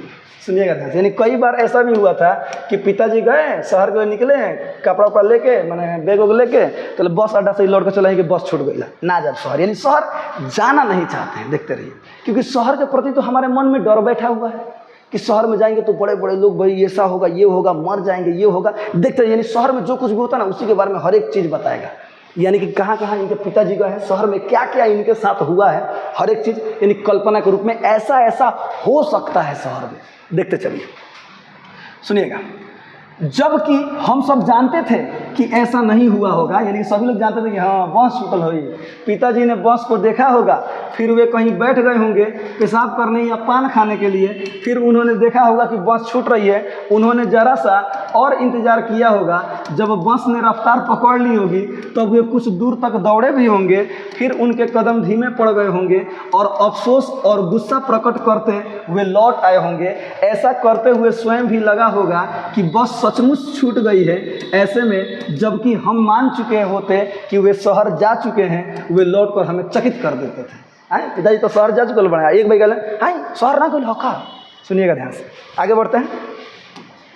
अब फिर यहाँ से बताया जा रहा है, ट्रैक्टर से मिनरवा टॉकीज के पास वाले चौराहे पर Sindh watch company, Sindh watch यानी एक घड़ी की कंपनी, सुनिएगा, सिंध वॉच कंपनी के ठीक सामने लगभग 10:07 पर उतरने के बाद से लेकर शाम के 6 बजे तक पिताजी के साथ शहर में जो कुछ भी हुआ उसका सिर्फ एक धुंधला सा अनुमान ही लगाया जा सकता है। यह जानकारी भी कुछ लोगों से बातचीत और पूछताछ के बाद मिली है। किसी की भी मृत्यु के बाद अगर वह मृत्यु आकस्मिक और अस्वाभाविक ढंग से हुई हो तो ऐसी जानकारी मिल ही जाती है। अर्थात जब कोई अचानक से या कहीं दूर देश का आदमी कहीं पर मान लीजिए कहीं जाए, कुछ हो जाए, मरा जाए या जो भी हो जाए, तो कुछ लोग बताते हैं हाँ ये दुनिया कम हो जाए, देख ले रही, अरे तो हो जाए उतलो रहूँ, वो जैसे सिंह को हुंका से बतियावत रहूँ, हियाँ गरुन हुआ गरुन, अरे हाँ हाँ हाँ हाँ एक आदमी आए रहूँ। ऐसा कुछ होता है ना, जो कोई अपरिचित आदमी कहीं पे किसी से मिलता है तो लोग क्या करते हैं, ऐसे ही लोग मतलब बताते हैं। आगे देखिएगा, उस दिन बुधवार 17 मई 1972 को सुबह 10:10 से लेकर 10:10, सुनिएगा, बुधवार 17 मई 1972 को सुबह 10:10 यानी 10:10 से लेकर शाम 6 बजे तक लगभग 7.25 घंटे में पिताजी कहाँ कहाँ गए, सुनिएगा, कहाँ गए, कहाँ उनके साथ क्या क्या हुआ, इसका बहुत सही और विस्तृत ब्यौरा तो मिलना मुश्किल है। जो सूचनाएं या जानकारियां बाद में मिली उनके जरिए उन घटनाओं का सिर्फ अनुमान ही लगाया जा सकता है, केवल अनुमान लगाया जा सकता है। देखिएगा ध्यान से, यानी जब कुछ हो गया है, नहीं मिल रहे हैं, तो कोई दूसरा कोई ना बताइए क्या क्या हुआ था, कहाँ आए थे, क्या क्या थे। आगे बढ़ते हैं। जैसा कि पलड़ा गांव के मास्टर साहब नंदलाल का कहना था कि जब पिताजी ट्रैक्टर से उतरे तभी उन्होंने गला सूखने की शिकायत की थी। इसके पहले चुंगी नाका के पास जब पेशाब करके पिताजी लौटे थे, उन्होंने सिर घूमने की बात की थी, यानी पिताजी पर धतूरे के बीजों का असर होना शुरू हो गया था। धतूरा माने नशा वाला हो, तब शंकर भगवान को चढ़ेला। सुनिएगा ध्यान से, हाँ वैसे भी शहर पहुंचने तक पिताजी को काढ़ा पिए हुए लगभग 2 घंटा हो चुका था। देखिएगा, मेरा अनुमान है कि उस समय पिताजी को प्यास बहुत तेज लगी होगी। गला भिगोने के लिए वे किसी होटल या ढाबे की तरफ गए भी होंगे, लेकिन जैसा कि मुझे उनके स्वभाव के बारे में पता है, वे वहां कुछ देर तक खड़े रहे होंगे और फिर एक गिलास पानी मांगने का फैसला न कर सके होंगे। एक बार उन्होंने बताया भी था कि कुछ साल पहले गर्मियों के दिनों में जब उन्होंने किसी होटल में पानी मांगा था तो वहां काम करने वाले नौकर ने उन्हें गाली दी थी। पिताजी बहुत संवेदनशील थे, इसलिए उन्होंने अपनी प्यास को दबाया होगा और वे वहाँ से चल पड़े होंगे। ऐसा शहरों में ही होता है, देहात में एक्चुअली नहीं होता है, समझिएगा, ठीक है। अब नो मोबाइल का ज़माना है, कोई कहीं जा रहे हैं, हाँ हेलो, कहाँ ले पहुँचनी जी, सॉरी मैंने कहाँ ले पहुँच गए हैं आप, तो हाँ हेजा ले आगल बने, हाँ ठीक से जाए। फिर 1 घंटा बाद एकदम फोने में लगा रहते हैं, हाँ भुला गए बड़ा का, रुका मर दे, अब लोकेशन भेजता नहीं, लोकेशन टाइम दे भेजते हैं, 28 दे पहुँचते हैं ना। अब ना ज़माना बदल गया है, लेकिन पहले के ज़माने में क्या था, फ़ोन वोन कुछ भी नहीं था। 1972 डेट एक दिखा दिया गया है, समझिएगा ठीक से। फ़ोन वोन कुछ भी नहीं था, लोग केवल अनुमान लगाते, बाबू हमारे एकदम ठीक से हुई। खबर कौन लेकर आता था, कोई दूसरा व्यक्ति जब वहाँ से आता था ना, तब खबर था, हाँ ठीक बड़े बढ़िया से बड़े, कोनो बात नहीं, हई सामान भेज ले बड़े। अब तो पहले ही सब पता लगता है, कहिया आवेला बनी, कहिया का टिकट भइल बा, का होखे वाला। सुनिए, पहले ही तो लोग खुश रहता है। पहले लोग अचानक से खुश, अरे आए आप आ गए, एक बार तो पहले से पता रहता, हेड डेट क्यों ही मैं तैयारी हो जा रहा है, मैंने स्वागत का ध्यान दीजिएगा। आगे लिखा है बाबू, 10:15 बजे से लेकर 11 बजे के बीच, 10:15 से लेकर के 11 बजे के बीच 45 मिनट तक पिताजी कहाँ कहाँ गए, इसकी कोई जानकारी कहीं भी नहीं मिलती है। सुनिएगा, इसकी कोई जानकारी कहीं भी नहीं मिलती है। कब से कब लेकर, तो 10:15 बजे से लेकर के 11 बजे, यानी कि 45 मिनट तक पिताजी कहाँ गए हैं, क्या किए हैं, इसके बारे में कोई जानकारी नहीं मिलती है। इस बीच ऐसी कोई खास घटना भी नहीं हुई जिससे कोई कुछ कह सके।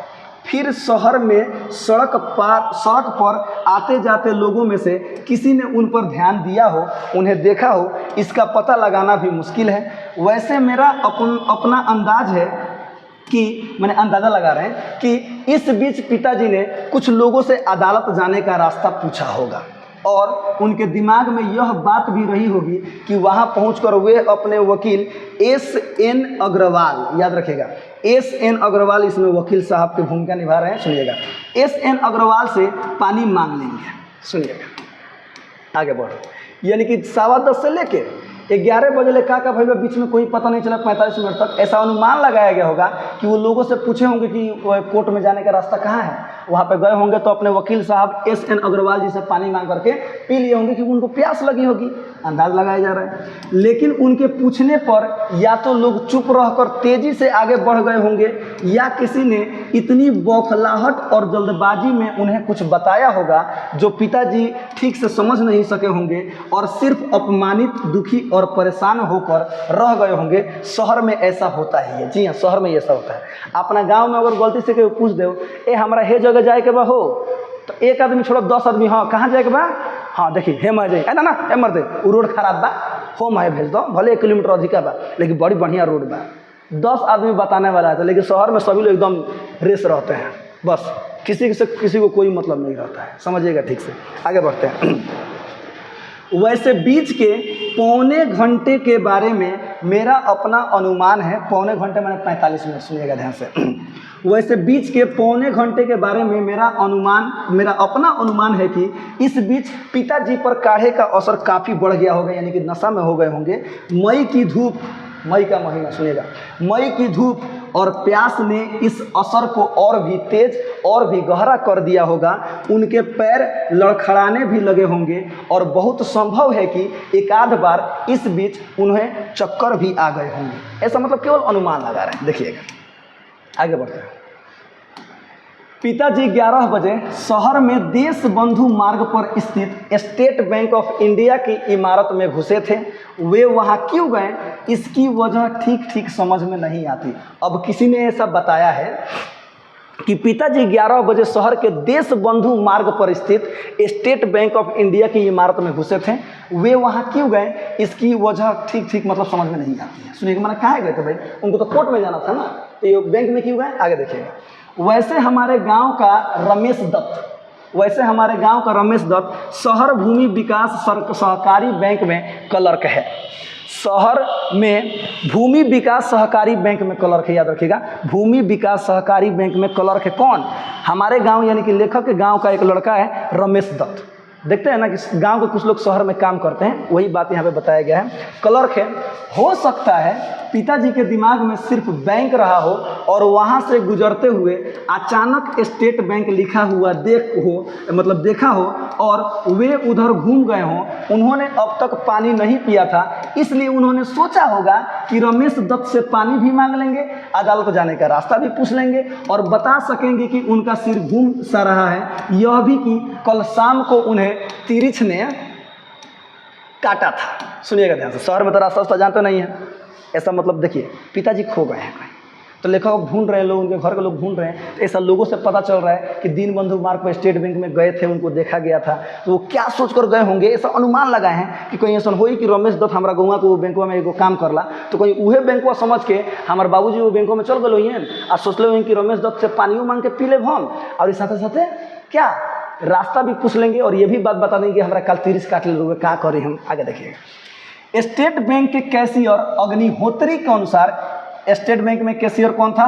अग्निहोत्री के अनुसार वह उस समय कैश रजिस्ट्री चेक कर रहा था, यानी कैश की जो रजिस्टर मेंटेन होता है ना, उसे चेक कर रहा था। उसकी मेज पर लगभग 28,000 रुपयों की गड्डी रखी हुई थी।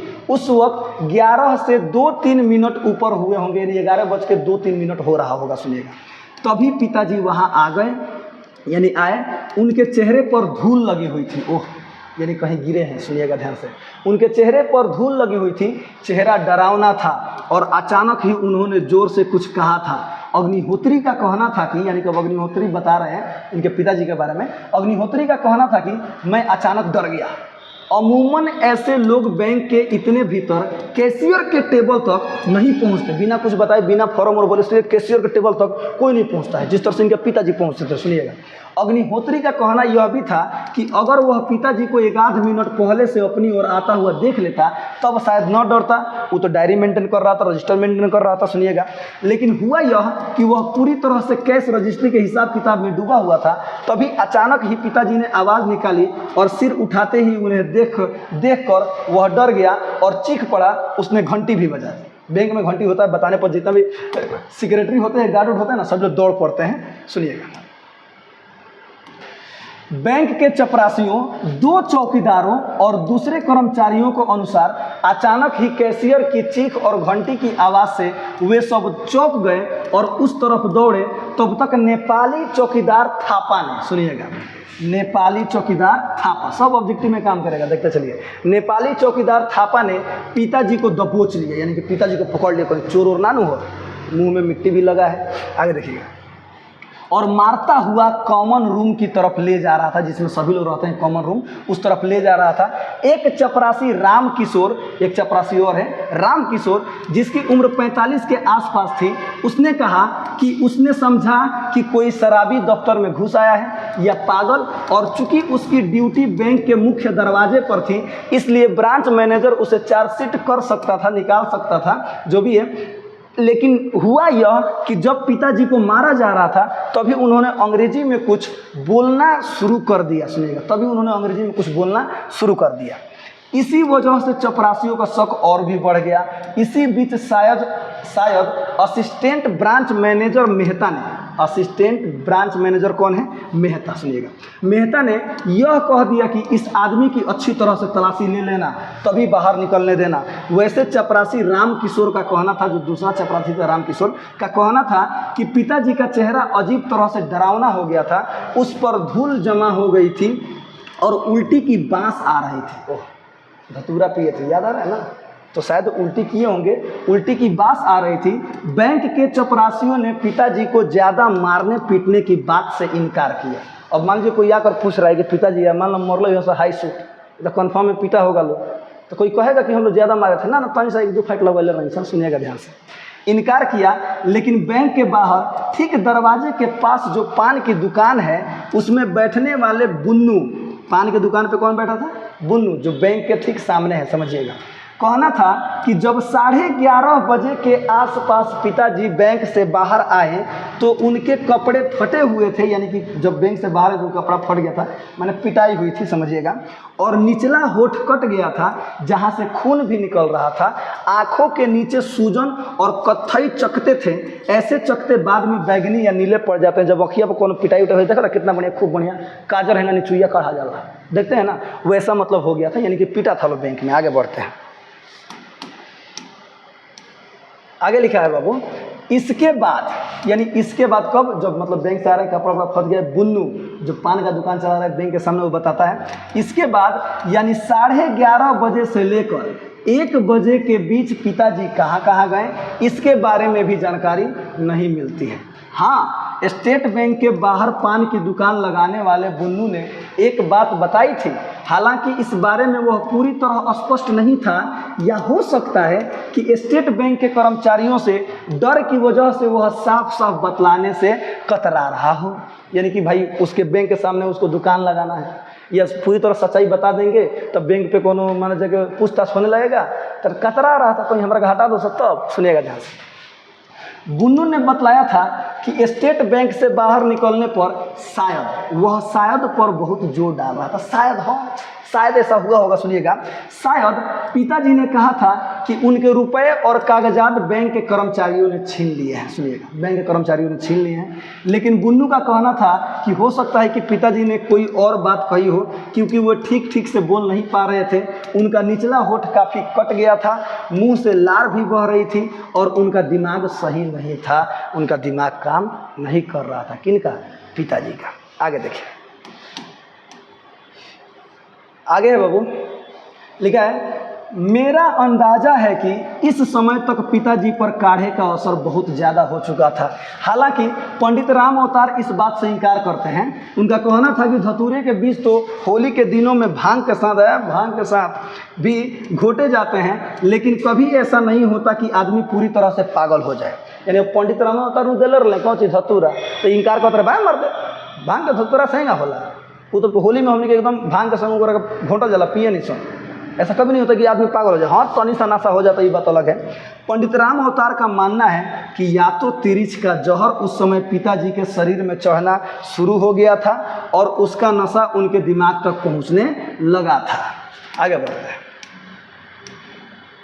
आगे लिखा है बाबू, या फिर बहुत संभव है कि जब स्टेट बैंक में पिताजी को थापा चौकीदार और चपरासियों ने मारा पीटा था, तब उनके सिर के पीछे कोई तरफ चोट लग गई और उस धक्के से उनका दिमाग सनक गया हो, यानी पिछुए कहीं चोट लग गया होगा, इससे भी उनका दिमाग सनक गया हो, ऐसा रामा अवतार कह रहे हैं। लेकिन मुझे लगता है कि उस समय तक पिताजी को थोड़ा बहुत होश था और वे पूरी कोशिश कर रहे थे कि किसी तरह वे शहर से बाहर निकल जाए। जहाँ तक मतलब लेखक ऐसा अनुमान लगा रहे हैं कि हो सकता है कि मतलब पिताजी पूरी कोशिश कर रहे थे कि मैं शहर से किसी तरह भी बाहर निकल जाऊँ। आगे देखिएगा, शायद रुपए और कागजात बैंक में छीन जाने की वजह से उन्होंने सोचा होगा कि अब यहाँ रहने का कोई मतलब भी नहीं है। उन्होंने शायद एक आध बार सोचा भी होगा कि वापस स्टेट बैंक जाकर अपने कागजात तो कम से कम मांग लाएं। फिर ऐसा कहने की उनकी हिम्मत नहीं पड़ी होगी, वे डर गए होंगे। उन्हें उनके जीवन में पहली बार इस तरह से मारा गया था, इसलिए वे ठीक से सोच पाने में सफल नहीं हो पा रहे थे। यहाँ पर एक बात लिखा है, समझिएगा ध्यान से। फिर ऐसा लिखा है सर कि उन्होंने शायद एक आध बार सोचा होगा कि वापस स्टेट बैंक में जाकर अपने कागजात को कम से कम मांग लाएं। फिर उन्हें ऐसा कहने की हिम्मत नहीं हुई होगी। देखिएगा सर, शहरों में ना मैक्सिमम ऐसे केसेस मिल जाते हैं कि जब नया नया कोई जाता है ना, वो किसी के द्वारा लूट जाता है, यानी कोई उसको लूट लेता है। बहुत जगह ऐसा होता है, या कोई उसको कुछ कह देता है, कोई पैसा से ले लेता है, तो जाकर उसमें हिम्मत नहीं होती है नए आदमी में कि जाकर उसे अपना सामान मांग ले कि आप हमारे साथ ऐसा काहे कर रहे हैं, दे दीजिए वो फलान ठेका। उसके अंदर डर बना रहता है। आगे बढ़ते हैं, आगे लिखा है, उनका शरीर बहुत दुबला था और बचपन से ही उन्हें अपेंडिक्स की बीमारी, जानते लो, पेटवा में है ना दर्द हो जाला, देखे होंगे लोग, वो जो भी है अपेंडिसाइटिस की शिकायत थी। यह भी हो सकता है कि उस वक्त तक उन पर काढ़े का असर इतना ज़्यादा हो गया हो कि वे एक चीज़ पर देर तक सोच ही नहीं पा रहे हों।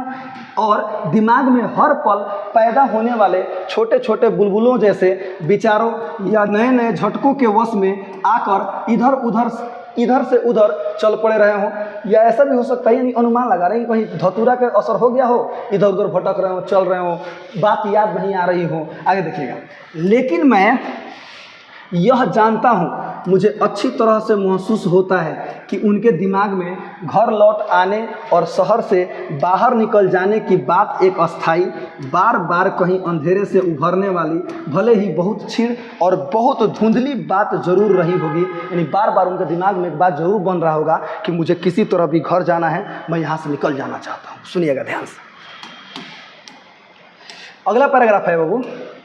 पिताजी लगभग 1:15 बजे शहर के पुलिस थाना पहुंचे थे। वाह, 1:15 बजे यानी 1:15 पर समझिएगा, यानी 1:15, 1:15 मतलब वही 1:15 बजे, 1:15 पर पुलिस थाना पहुंचे थे। थाना शहर के बाहरी छोर पर सर्किट हाउस के पास बने विजय स्तंभ के पास था। सुनिएगा ध्यान से, सर्किट हाउस के पास बने विजय स्तंभ के पास था। कौन सी? थाना। आश्चर्य यह है कि थाने से बमुश्किल 1 किलोमीटर दूर अदालत पहुंच सकते थे। यानी थाना से 1 किलोमीटर की दूरी पर क्या था? अदालत था। समझ में यह नहीं आता कि पिताजी अगर यहाँ तक पहुँचे थे, क्या तब तक उनके दिमाग में अदालत जाने की बात रह भी गई थी? उनके कागजात तो नहीं रह गए थे, उनके कागजात तो अब उनके पास नहीं है, तो उनके दिमाग में ऐसा था कि मुझे अदालत जाना है। कहाँ गए हैं? तो पुलिस थाना तक पहुँचे। सुनिएगा अब क्या होता है।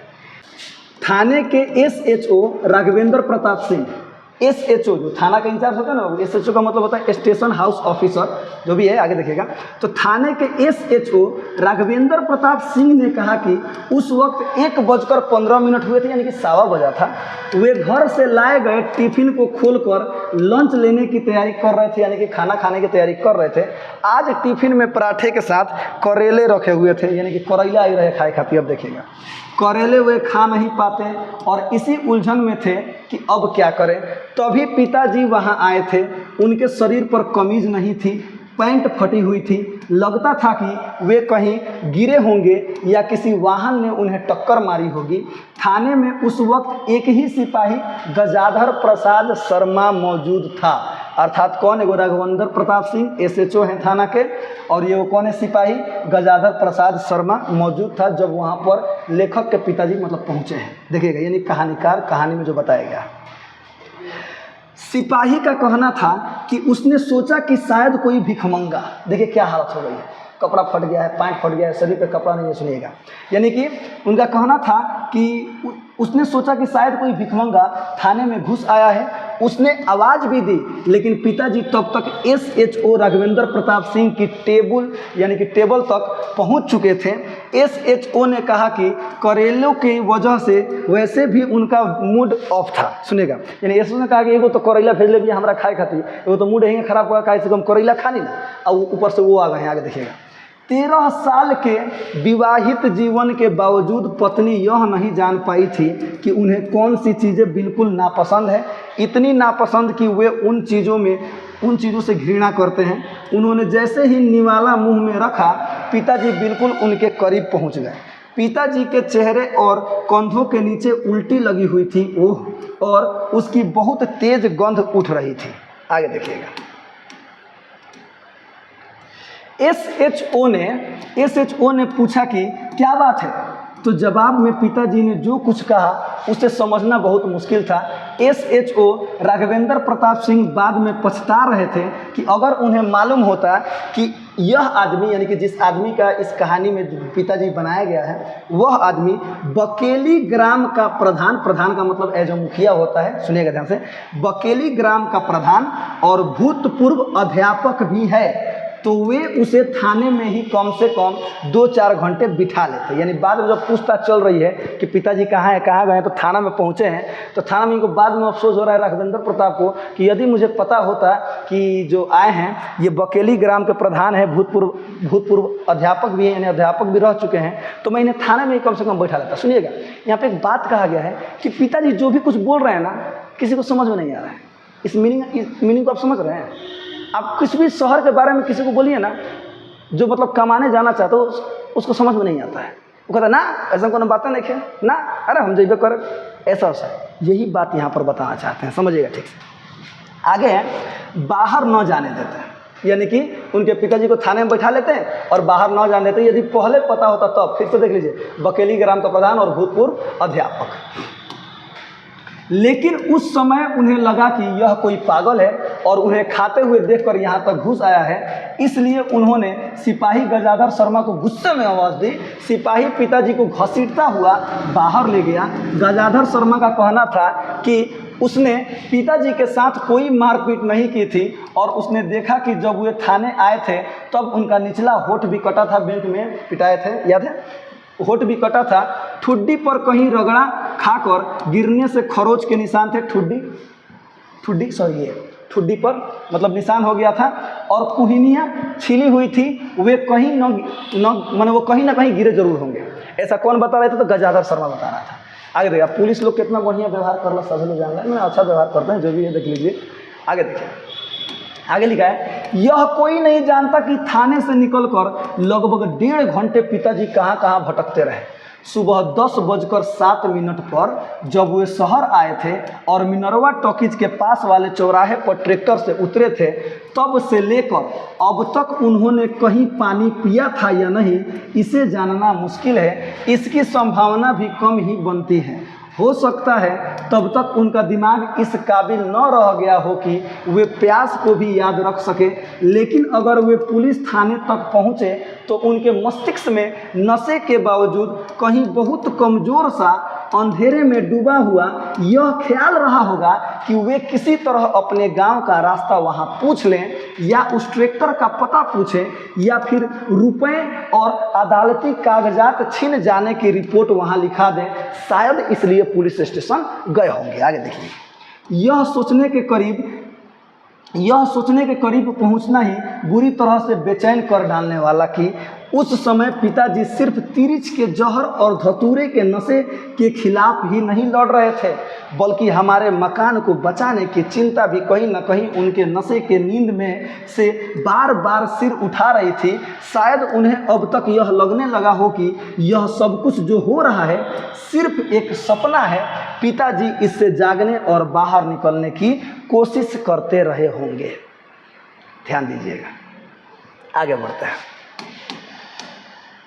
आगे लिखा है बाबू, 2:15 बजे के करीब, यानी कि 2:15, सुनिएगा, 2:15 बजे के आसपास पिताजी को शहर के बिल्कुल उत्तरी छोर पर बसी सबसे संपन्न कॉलोनी, संपन्न का मतलब एकदम समृद्ध कॉलोनी, बढ़िया बढ़िया घर, बड़ा बड़ा घर, कॉलोनी इतवारी कॉलोनी में घसीटते हुए देखा गया था। यानी कि वहाँ पे लोग घसीट रहे थे। किस कॉलोनी में? अतवारी कॉलोनी में। सबसे मतलब कब? 2:15 बजे करीब। कॉलोनी सरफरा के जौहरियों, सरफरा के जौहरियों का मतलब पता क्या है सर? जो आभूषण सोना चांदी का व्यापार करते हैं उनको सरफरा या जौहरियों कहा जाता है, याद रखिएगा। PWD के बड़े ठेकेदारों और रिटायर्ड अफसरों की कॉलोनी थी, यानी उसमें बड़े बड़े लोग रहते थे उस कॉलोनी में। सुनिएगा ध्यान से। कुछ समृद्ध पत्रकार कभी भी वहीं ठहरते थे। यह कॉलोनी हमेशा शांत और घटनाहीन रहती थी, यानी किसी प्रकार का उस कॉलोनी में घटना उठना नहीं होता था। अब उनके पिताजी उस कॉलोनी में पहुंचे हैं। देखिएगा, जिन लोगों ने यहाँ पिताजी को देखा था उन्होंने बताया कि उस वक्त तक उनके शरीर में सिर्फ एक पट्टेदार जांघिया बचा था। यानी पहले के लोग जो नहीं पहनते थे पट्टादार, डोरिया बांधने वाला, समझिएगा ध्यान से, जांघिया, अंडरवियर, जांघिया बचा था, जिसका नाड़ा शायद टूट गया था और वे उसे अपने बाएं हाथ से बार बार संभाल रहे थे। नाड़ा टूट गया था, यानी कि अब वो भी खुलने वाला था, समझिएगा, संभाल रहे थे। जिसने भी उन्हें वहां देखा उसने यही समझा कि कोई पागल है। कुछ ने कहा कि वे बीच बीच में खड़े होकर जोर जोर से गालियां बकने लगे थे। बाद में उसी कॉलोनी में रहने वाले एक रिटायर्ड तहसीलदार सोनी साहब और शहर के सबसे बड़े अखबार के विशेष संवाददाता और कवि सत्येंद्र थपलियाल ने बताया कि उन्होंने पिताजी के बोलने को ठीक से सुना था और दरअसल वे गालियां नहीं बक रहे थे बल्कि बार बार कह रहे थे। क्या कह रहे थे? ध्यान से सुनिएगा सर। फिलहाल यहाँ पे देख लीजिए कौन कहा है। कुछ ने कहा कि वे बीच बीच में खड़े होकर जोर जोर से गालियां बक रहे थे इतवारी कॉलोनी में।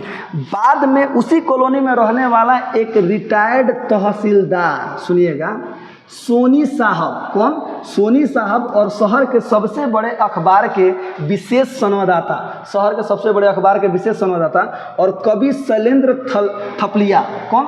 कवि शैलेंद्र थपलियाल ने बताया कि उन्होंने पिताजी के बोलने को ठीक से सुना था और दरअसल वे गालियाँ नहीं बक रहे थे, बल्कि वे बार बार कह रहे थे। क्या कह रहे थे? देखिए, मैं Ram Swarth Prasad, ex school headmaster and village head of ग्राम बकेली। ध्यान दीजिए, मैंने शुरू में ही बोला था ये पूरी की पूरी कहानी काल्पनिकता है, यानी काल्पनिक है। चूंकि उदय प्रकाश के पिता का रियलिटी नाम क्या है, जाकर देख लीजिएगा, प्रेम कुमार सिंह है। क्या है बाबू? प्रेम कुमार सिंह उनके पिताजी का नाम है। लेकिन यहाँ पर इस कहानी में जो पिता का जो पात्र है, पिता का नाम को क्या बतलाया गया है? राम स्वार्थ प्रसाद। याद रखिएगा, इसलिए पूरा का पूरा कल्पना किया गया है। शहर की तुलना की जा रही है किस चीज़ से?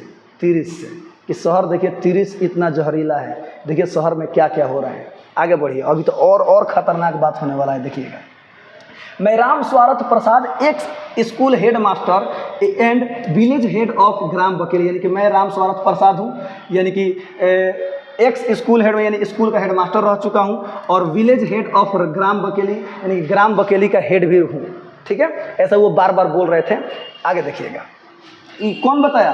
तो सोनी साहब ने बताया और कवि सत्येंद्र थपलियाल ने बताया था। आगे देखिएगा, कवि पत्रकार थपलियाल साहब ने दुख जाहिर किया।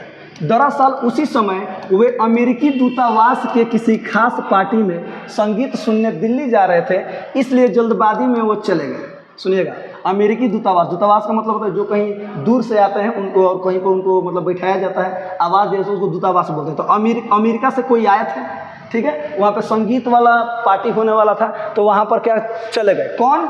तो पत्रकार साहब जी थपलियाल साहब चले गए थे। आगे देखिए, हाँ, तहसीलदार सोनी साहब का कहना था कि मुझे उस आदमी पर बहुत तरस आया।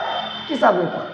तो पिताजी पर बहुत तरस आया और मैंने लड़कों को डांटा भी, लेकिन 2-3 लड़कों ने कहा कि यह आदमी राम रतन सरफरा की बीबी और साली पर हमला करने वाला था। अब देखिएगा, याद रखिएगा, यह आदमी राम रतन सरफरा, यानी राम रतन सरफरा जो सोने का व्यापारी था, उनकी बीबी और साली पर हमला करने वाला था। तहसीलदार ने कहा कि ऐसा सुनने के बाद उन्हें भी लगा कि हो सकता है यह कोई बदमाश हो और नाटक कर रहा हो। लड़के उन्हें तंग करने में लगे थे और पिताजी बीच बीच में जोर जोर से बोलते थे, मैं Ram Swarth Prasad, ex school headmaster, village head of ग्राम बकेली, ऐसा वो बार बार बेचारे बोल रहे थे। देखिएगा ध्यान से, लेकिन लड़के तो मार रहे थे। अब देखिए, अगर हिसाब लगाया जाए तो मिनरवा टॉकीज के पास वाला चौराहा, जहां पिताजी ट्रैक्टर से सुबह 10:07 पर उतरे थे, वहां से लेकर दीनबंधु मार्ग का स्टेट बैंक, फिर विजय स्तंभ के पास का थाना और शहर के बाहरी उत्तरी छोर पर बसी इतवारी कॉलोनी को मिलाकर वे अब तक लगभग 30-32 किलोमीटर की दूरी तक भटक चुके थे। बाप रे बाप, 30-32 किलोमीटर की दूरी तक भटक चुके थे। कौन? इनके पिताजी। अब आगे देखिए, ये जगहें ऐसी हैं जो एक ही दिशा में नहीं है। इनका मतलब यह हुआ कि पिताजी की दिमागी हालत यह थी कि उन्हें ठीक कुछ सूझ नहीं रहा था, समझ नहीं पा रहे थे और वे अचानक ही किसी भी तरफ चल पड़ते थे। जहाँ तक सरफरा की पत्नी और साली पर हमले करने की बात है, जिसे थपलियाल साहब ने सच मानते हैं, मेरा अनुमान है कि पिताजी उनके पास या तो पानी मांगने गए होंगे या बकेली जाने वाली सड़क के बारे में पूछने। सुनिएगा ध्यान से, यानी गांव या बकेली है, वहाँ पर जाने वाली सड़क, यानी जो बीवी जो थी ना, वो सरफरा की बीवी थी, उस पर लड़कों ने क्या कहा था कि हमला कर दिए थे, छेड़ने जा रहे थे। लेकिन ऐसी बात नहीं है। ऐसा मतलब ये लेखक अब कह रहे हैं कि शायद ऐसा हुआ होगा कि मेरे पिताजी या तो पानी मांगने के लिए गए होंगे या नहीं तो रास्ता पूछने के लिए गए होंगे कि बकेली गांव का रास्ता कौन जाता है। सुनिएगा ध्यान से, उस एक पल के लिए पिताजी को होश जरूर रहा होगा, लेकिन इस हुलिये के आदमी को अपने इतना करीब देखकर वे औरतें डरकर चीखने लगी होंगी। जाहिर सी बात है सर, नाड़ा भी यानी कपड़ा वपड़ा सब खत्म हो गया, केवल एगो जंघिया बचा हुआ, अंडरवियर बचा हुआ है, वो भी नाड़ा इस तरफ पकड़े हुए हैं।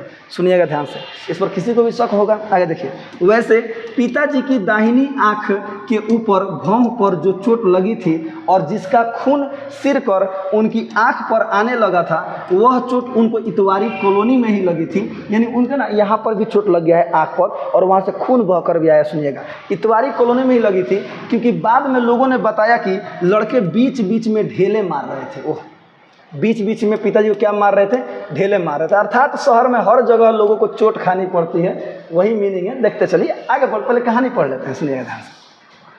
लेकिन वह जगह इतवारी कॉलोनी से बहुत दूर नहीं है जिस जगह पिताजी को सबसे ज़्यादा चोट लगी।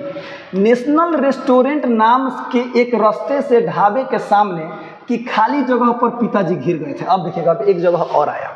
देखिए, वह जगह इतवारी कॉलोनी से बहुत दूर नहीं है जिस जगह पिताजी को सबसे ज़्यादा चोट लगी। यानी शुरू से ही गिर रहे हैं, चोट लग रहा है, मिट्टी लग रहा है, खून निकल रहा है, बैंक में पीटे जाते हैं, वह जो चौकीदार होता है, जो थाना में जाते हैं, वहाँ से भी घसीट के भगा देते हैं। इतवारी कॉलोनी में आते हैं तो बच्चे पत्थर मारते हैं। लेकिन एक जगह और है जहाँ पिताजी को सबसे ज़्यादा चोट लगी है, समझिएगा ध्यान से। नेशनल रेस्टोरेंट नामक के एक रास्ते में ढाबे के सामने की खाली जगह पर पिताजी घिर गए थे। यानी चारों ओर से लोगों ने घेर लिया था।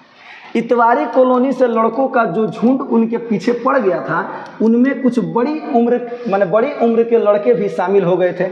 नेशनल रेस्टोरेंट में काम करने वाला नौकर सत्ते का कहना था कि पिताजी ने गलती यह की थी कि एक बार उन्होंने गुस्से में आकर भीड़ पर ढेले मारने शुरू कर दिए थे।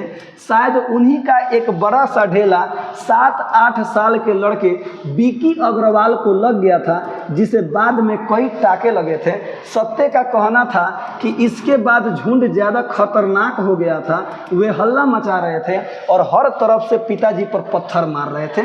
ढाबे के मालिक सरदार सतनाम सिंह ने बताया कि उस वक्त पिताजी के जिस्म पर सिर्फ पट्टे वाली एक चड्डी थी।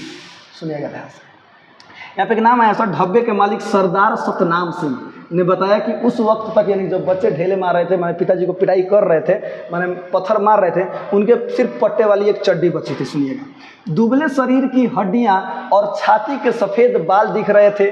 पेट चिपका हुआ था। वे धूल और मिट्टी में लिथड़े हुए थे। सिर के सफ़ेद बाल बिखर गए थे।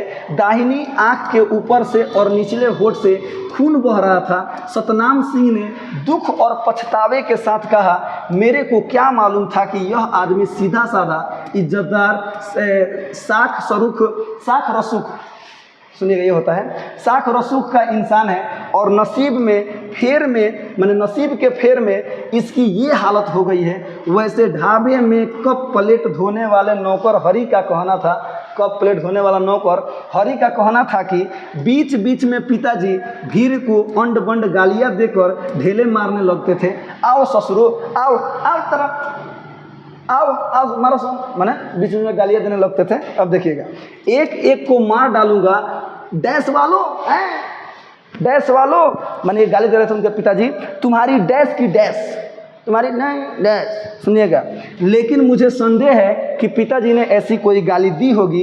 हमने कभी भी उनके मुंह से गाली नहीं सुना था। ऐसा कौन कह रहा था सर? जो हरी था ना, उनके मतलब ढाबे में काम करता था, सतनाम सिंह के ढाबे में काम करता था, वो कह रहा था कि तार पिताजी बने न, तब बीच बीच में खूब अंड बंड गाली देते रहे लड़का सके, तो वही चला मारता रहा। लेकिन इनको शक है कि नहीं, मेरे पिताजी गाली नहीं देते हैं, वो तो कभी आज तक हम लोग को गाली ही नहीं दी है। आगे देखिए, मैं पूरे विश्वास के साथ कह सकता हूं, क्योंकि पिताजी को मैं बहुत अच्छी तरह से जानता हूं कि इस समय तक उन्हें कई बार लगा होगा कि उनके साथ जो कुछ हो रहा है वह वास्तविकता नहीं है, एक सपना है। अब देखिए ध्यान से, अब कह रहे हैं कि मैं विश्वास के साथ कह सकता हूँ, मेरे पिताजी को लग रहा होगा ना, ये सब मेरे साथ जो हो रहा है ना, इधर भटक रहा हूँ, मुझे लोग मार रहे हैं, ये सब सपना है। देखिएगा ध्यान से, पिताजी को ये सारी घटनाएं उल जलूल, उटपटांग और बेमतलब लगी होंगी। वे इस सब पर अविश्वास करने लगे होंगे। देखिए सर, अक्सर क्या होता है सर, लोग कहते हैं कि छोड़ा जाए तो जौन होला तो ठीक होला, जाए तो बेचारा किस्मत खराब है, ओकरा संगे होता है। ऐसा उनके मन में लग रहा होगा, छोड़ा जाए तो सपना है, सब ठीक हो जाएगा। देखिएगा ध्यान से, उन्होंने सोचा होगा कि यह सब क्या बकवास है, वे तो गांव से शहर आए ही नहीं है, उन्हें किसी तिरिछ ने काटा ही नहीं है, बल्कि तिरिछ तो होता ही नहीं है, एक मनगढ़ंत और अंधविश्वास है। और धतूरे का काढ़ा पीने की बात तो हास्यास्पद है, यानी कि हंसने वाला है, वह भी एक तेली के खेत में उसका पौधा खोज कर है। उन्होंने सोचा होगा और पाया होगा कि भला उन पर कोई मुकदमा क्यों चलेगा, उन्हें अदालत में जाने की क्या जरूरत है। ऐसा लेखक कह रहे हैं कि शायद मेरे पिताजी को धीरे धीरे यह एहसास होने लगा होगा कि सब सपने में हो रहा है। कहाँ हो रहा है? सपने में हो रहा है। वाकई में काल्पनिक कहानी है, देखते रहिए, आगे देखिए। मैं जानता हूँ कि सुरंग जैसा लंबा सम्मोहक लेकिन डरावना सपना जैसा मुझे आता था, पिताजी को भी आता रहा होगा। मेरी और उनकी बहुत सी बातें बिल्कुल मिलती जुलती थी। मुझे लगता है कि इस समय तक पिताजी पूरी तरह से मान चुके होंगे कि यह जो कुछ भी हो रहा है सब झूठ है और अवास्तविकता है। इसलिए वे बार बार उस सपने से जागने की कोशिश करते रहे होंगे। अगर वे बीच बीच में ज़ोर ज़ोर से कुछ बोलने लगते थे या शायद गालियाँ बकने लगते थे, तो इसी कठिन कोशिश में कि वे उस आवाज़ के सहारे उस दुःस्वप्न से निकल आए। शुरू में लेखक ने क्या बताया कि जब भी मुझे सपना आता था तो सपने से निकलने का सबसे एकमात्र रास्ता था कि जोर जोर से चिल्लाने लगे। तो शायद ये कह रहे हैं कि मेरे पिताजी तो उनको लग रहा होगा कि अब सपने में है और वो इसलिए गालियाँ दे रहे होंगे कि शायद वो क्या है, जो दुख वाला सपना चल रहा है उसमें से वो निकल आए। देखिएगा ध्यान से। नेशनल रेस्टोरेंट के नौकर और मालिक सरदार सतनाम सिंह ने जैसा बताया था कि उसके अनुसार उस जगह पर पिताजी को बहुत चोटें आई थी। उनकी कनपटी, माथे, पीठ और शरीर के दूसरे हिस्सों पर कई ईंटें और ढेले आकर लग गए थे। सड़क का ठेका लेने वाला ठेकेदार अरोड़ा के बीच ध्यान दीजिएगा, सड़क का ठेका लेने वाला ठेकेदार अरोड़ा, यहाँ पे एक नाम है याद रखिएगा। सड़क का ठेका लेने वाला ठेकेदार अरोड़ा के 20-22 साल के लड़के संजू ने उन्हें 2-3 बार लोहे की रड से भी मारा था। सुनिएगा ध्यान से। सत्य का तो कहना था कि इतनी चोट से तो कोई भी आदमी मर सकता था। आगे देखिए। मुझे यह सोचकर एक अजीब सी राहत मिलती है और मेरी फंसती हुई सांसें फिर से ठीक हो जाती है कि उस समय पिताजी को कोई दर्द महसूस नहीं होता रहा होगा, क्योंकि वे अच्छी तरह से पूरी तार्किकता और गहराई के साथ विश्वास करने लग गए होंगे कि यह सब तो एक सपना है और जैसे ही वे जागेंगे सब ठीक हो जाएगा, या नीचे फर्श पर सोते हुए मैं और छोटी बहन दिख जाएंगे, या गौरवों का झुंड दिख जाएगा। हो सकता है कि उन्होंने बीच बीच में अपने इस अजीबोगरीब सपने पर हंसी भी आ गई होगी। अर्थात ऐसा आप कभी अनुमान लगा रहे हैं कि इतना कुछ होने के बाद मेरे पिता को ऐसा लगने लगा होगा कि ये सब चीज़ क्या है, सपना है, सब सपने में हो रहा है। आगे देखिएगा। अगर पिताजी ने गुस्से में लड़कों की तरफ खुद भी ढेले मारने शुरू कर दिए तो इसके पीछे पहली वजह तो यह थी कि उन्हें यह बहुत अच्छी तरह से पता था कि ये ढेले सपने के भीतर जा रहे हैं और इससे किसी को कोई चोट नहीं आएगी। यानी सपने में हो रहा था, इससे किसी, ये तो सपना में है भाई, किसी को चोट आएगी नहीं। यह भी हो सकता है कि पूरी ताकत से ढेला मारकर वे उत्सुकता और बेचैनी से यह इंतजार करते रहे हों कि जैसे ही वह जाकर किसी लड़के के सिर से टकराएगा उसका माथा नष्ट होगा और एक ही झटके में इस दुःस्वप्न के टुकड़े टुकड़े बिखर जाएंगे और चारों ओर से वास्तविक संसार की बेतहाशा रोशनी अंदर आने लगेगी। यानी ये भी हो सकता है कि चलिए मैं मार रहा हूँ ढेला इस तरह से तो किसी का माथा एकदम फट जाएगा, इसके वजह से भी मेरा सपना टूट जाए। शायद ऐसा मतलब लेखक सोच रहे हैं कि मेरे पिताजी शायद सपने में चले गए, उनको ऐसा लग रहा होगा। उनका जोर जोर से चीखना भी दरअसल गुस्से के कारण नहीं था। वे असल में मुझे, छोटी बहन को, माँ को या किसी को भी पुकार रहे थे कि अगर वे अपने आप इस सपने में जाग पाने में सफल न भी हो पाए तब भी कोई आकर उन्हें जगा दे। ऐसा क्या कर रहे हैं? तो केवल अनुमान लगा रहे हैं कि चलिए मैं तो सपना से नहीं जाग पा रहा हूँ, कोई आकर ही मुझे सपने से क्या कर दे, जगा दे। आगे देखिए। एक सबसे बड़ी विडंबना भी इसी बीच एक सबसे बड़ी विडंबना हुई। क्या हुई सर? तो हमारे गांव की ग्राम पंचायत के सरपंच और पिताजी के बचपन के पुराने दोस्त पंडित कंधई राम तिवारी लगभग 3:30 बजे नेशनल रेस्टोरेंट के सामने सड़क से गुजर रहे थे। सुनिएगा ध्यान से। इसी बीच में एक बहुत बड़ी विडंबना वाली बात हो गई कि हमारे पिताजी के, देखिए गांव को वो सरपंच भी है और पिताजी के बचपन के माने बहुत बढ़िया दोस्त भी हैं। कौन? तो पंडित कंधई राम तिवारी लगभग 3:30 बजे नेशनल रेस्टोरेंट के सामने सड़क से गुजर रहे थे, उसी नेशनल रेस्टोरेंट के सामने जहां पर उनके पिताजी की पिटाई हो रही थी। सुनिएगा ध्यान से। वे रिक्शे पर थे, सामने इकट्ठी भीड़ को देखा और उन्हें यह पता भी चला कि कोई वहां पर किसी आदमी को मारा जा रहा है। उनकी यह इच्छा भी हुई कि वह वहां जाकर देखे कि आखिर मामला क्या है। उन्होंने रिक्शा रुकवा भी लिया था, लेकिन उनके पूछने पर किसी ने कहा कि कोई पाकिस्तानी जासूस पकड़ा गया है जो पानी की टंकी में जहर डालने जा रहा था। वाह, देखते हैं ना गांव में जब कोई बात हो जाती है तो हजार तरह के लोग हजार तरह की बात करते हैं। हाँ ये बात है, वो बात है। आगे देखिएगा, लिखा है उसे ही लोग मार रहे हैं। ठीक इसी समय पंडित कंधई राम को गांव जाने वाली बस आती हुई दिखी और उन्होंने रिक्शे वाले से अलग चौराहे तक जल्दी जल्दी रिक्शा बढ़ाने के लिए कहा। देखिए कितना बड़ा होता है सर, यहाँ पे कितना बड़ा इंसिडेंट हो रहा है। वहाँ पर उनके बचपन के मित्र को पीटा जा रहा है, कोई उनका साथी नहीं है। शहर में कौन है भाई, कौन चिंता है, सभी लोग मार रहे हैं। वहीं पर ये आते हैं कौन, कंधई राम। जी हाँ, पंडित कंधई राम आते हैं, उनको जो बचपन के मित्र हैं सोचते हैं कि जाकर मिल लें, तब तक उसी समय बस आ जाती है, समझिएगा। और वह बस रोज लेट से आती है, उस दिन टाइम पे आई थी। आगे हम लोग पढ़ने वाले हैं, सुनिएगा ध्यान से। और आगे देखते हैं, आगे लिखा है गांव जाने वाली यह आखिरी बस थी। अगर उस बस के आने में 3-4 मिनट की भी देरी हो जाती तो वे निश्चित हो ही वहां जाकर पिताजी को देखते और उन्हें पहचान लेते। राज्य परिवहन की वह बस हमेशा आधा पौने घंटा लेट रहा करती थी, लेकिन उस दिन संयोग से वह बिल्कुल समय पर आ रही थी। सुनिएगा ध्यान से। शहर में क्या होता है बाबू कि यदि कोई वहाँ पर किसी कोई मार रहा है ना, तो कोई वहाँ पर उसको जाकर पूछने वाला भी नहीं होता है। और ये रियलिटी है, सभी लोग बस ऐसे तमाशा देख रहे होते हैं कि पुलिस केस हो जाएगा, हम लोग फंस जाएंगे। ऐसी वैसी मानसिकता शहर में बन जाती है, ध्यान दीजिएगा। अब आगे लिखा है सर, सतनाम सिंह का कहना था कि वह भीड़ नेशनल रेस्टोरेंट के सामने से तब हटी और लोगों तितर बितर हुए जब बड़ी देर तक पिताजी जमीन से उठे ही नहीं। ईंट का एक बड़ा सा ढेला उनकी कनपट्टी पर आकर लगा था। उनके मुंह से खून आना शुरू हो गया था, सिर में भी चोटें थी। सतनाम ने बताया कि जब पिताजी बहुत देर तक नहीं हिले डुले तो लड़कों के झुंड में से किसी ने कहा कि लगता है कि यह मर गया।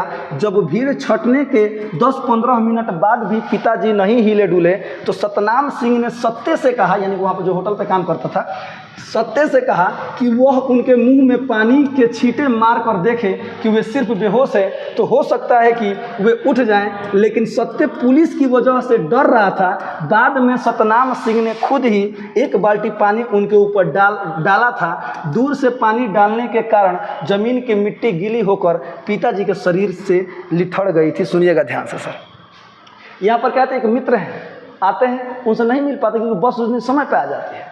और क्या कर रहे हैं सर, भीड़ जो थी उस समय तितर बितर, यानी उस समय भीड़ खत्म होती है जब इतना पिटाई हुआ कि वो बस वैसे ही बस पड़े हुए हैं, एकदम लग रहा है कि मर गए हैं, सो गए हैं। तो अब धीरे धीरे सभी लोग भागना शुरू किए हैं, सभी लोग मतलब जाना शुरू कर दिए हैं। अब आगे देखिएगा, बड़ा बढ़िया तिरछा है जी, खैर कोई बात नहीं, ध्यान दीजिए।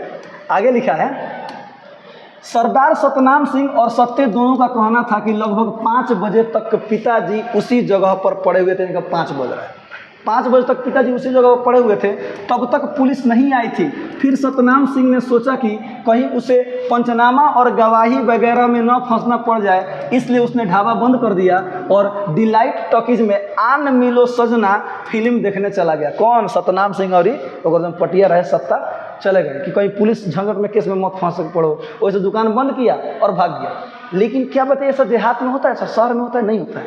यदि कोई एक व्यक्ति को मारने आएगा ना, कोई भी हो, तो 10 आदमी दौड़ जाते हैं बचाने के लिए। हाँ, एक बात से फरिया वो, तुम मारना नहीं है, बात से फरिया, सरपंच मुखिया आएंगे, होता है ना। लेकिन शहरों में कोई किसी को पीट रहा होता है, मार रहा होता है, गाली दे रहा होता है, कोई बोलने नहीं जाता है। शहर में सब वास्तव में होता है। जरा सोचिए, विचार कीजिए, आपको सब समझ में आएगा। देखिए दुकान बंद करके भाग गया, उठाकर हॉस्पिटल में कोई लेकर नहीं जा रहा है। लेकिन अपने देहात में क्या होता है सर, किसी एक आदमी को कुछ हुआ ना तो 10 आदमी हाँ का फल, दुश्मन भी होता है तो पहुंच जाता है, का बोल छोड़ा साला दुश्मन नहीं हुआ, बाद में फरिया लगे, ऐसा होता है ना। तो देखिएगा ध्यान से। तो कौन सा फिल्म देखने गया है, याद रखिएगा, आन मिलो सजना, ला फिल्म देखने चला गया। उस समय लगभग 6 बजे थे जब सिविल लाइंस की सड़क की पटरियों पर एक कतार में बनी मोचियों की दुकानों में से एक मोची गणेशवा की गुमटी में पिताजी ने अपना सिर घुसेड़ा। सुनिएगा ध्यान से। उस समय तक उनके शरीर पर चड्डी भी नहीं रह गई थी। वे घुटनों के बल किसी चौपाए की तरह, यानी कि 4 पैर वाला जानवर की तरह रेंग रहे थे। शरीर पर कालिख और कीचड़ लगी हुई थी और जगह जगह पर चोटें थी। ओह, यानी कि 6 बज रहा है, अब सुनिएगा ध्यान से, यानी कि सिविल लाइंस की सड़क की पटरियों पर एक कतार में मोची की दुकान बनी हुई थी, यानी कि ढेरे मोची की दुकान थी। उसमें एक मोची का दुकान था, गणेशवा मोची का दुकान था। उसमें पिताजी जाकर अपना सिर झुकाते हैं, यानी उस दुकान में जाते हैं। उस समय उनके शरीर पर एक भी कपड़ा नहीं, यानी कि पूरे नंगे हैं। सुनिएगा ध्यान से। गणेशवा हमारे गांव के तालाब के पार वाले टोले का मोची है। गणेशवा हमारे गांव के तालाब के पार वाले टोले का मोची है। उसने बताया कि मैं बहुत डर गया था और मास्टर साहब को पहचान ही नहीं पाया था। उनका चेहरा डरावना हो गया था और चिन्हा ही नहीं पा रहा था, यानी चिन्हा ही नहीं आता था। मैं डर कर गुमटी से बाहर निकल आया और शोर मचाने लगा। सुनेगा ध्यान से। जैसे ही उनके पिताजी गुमटी में जाते हैं ना, तो गणेशवा हाँ क्या हो डर कर निकल जाते हैं और चिल्लाने लगते हैं, तो और भी लोग वहाँ पर आ जाते हैं। देखिएगा ध्यान से। दूसरे मोचियों के अलावा वहाँ कुछ और लोग भी इकट्ठा हो गए थे। लोगों ने जब गणेशवा की गुमटी के भीतर झांका तो गुमटी के अंदर उसके सबसे अंतरे कोने में, यानी कोने में टूटे फूटे जूतों, मोची के दुकान में होता है ना, सुनिएगा, टूटे फूटे जूतों, चमड़ों के टुकड़ों, रबड़ और चिथड़ों के बीच पिताजी दुबके हुए थे, डरे हुए थे, सहमे हुए थे। देखिएगा ध्यान से। उनकी सांसें थोड़ी बहुत चल रही थी। उन्हें वहां से खींचकर बाहर पटरी पर निकाला गया। तभी गणेशवा ने उन्हें पहचान लिया। अब देखिएगा ध्यान से। यानी अंत में शहर में जो लोग जाते हैं, फंस जाते हैं, अंत में कहाँ जाते हैं? अपने गांव का कोई होता है जान पहचान, वही ना जाते हैं, वही ना जाकर सहारा लेते हैं। भाई 2 दिन हमारा घर रख दो, अगले दिन हम घर चले जाओ तो हम कहीं काम ढूंढ लें।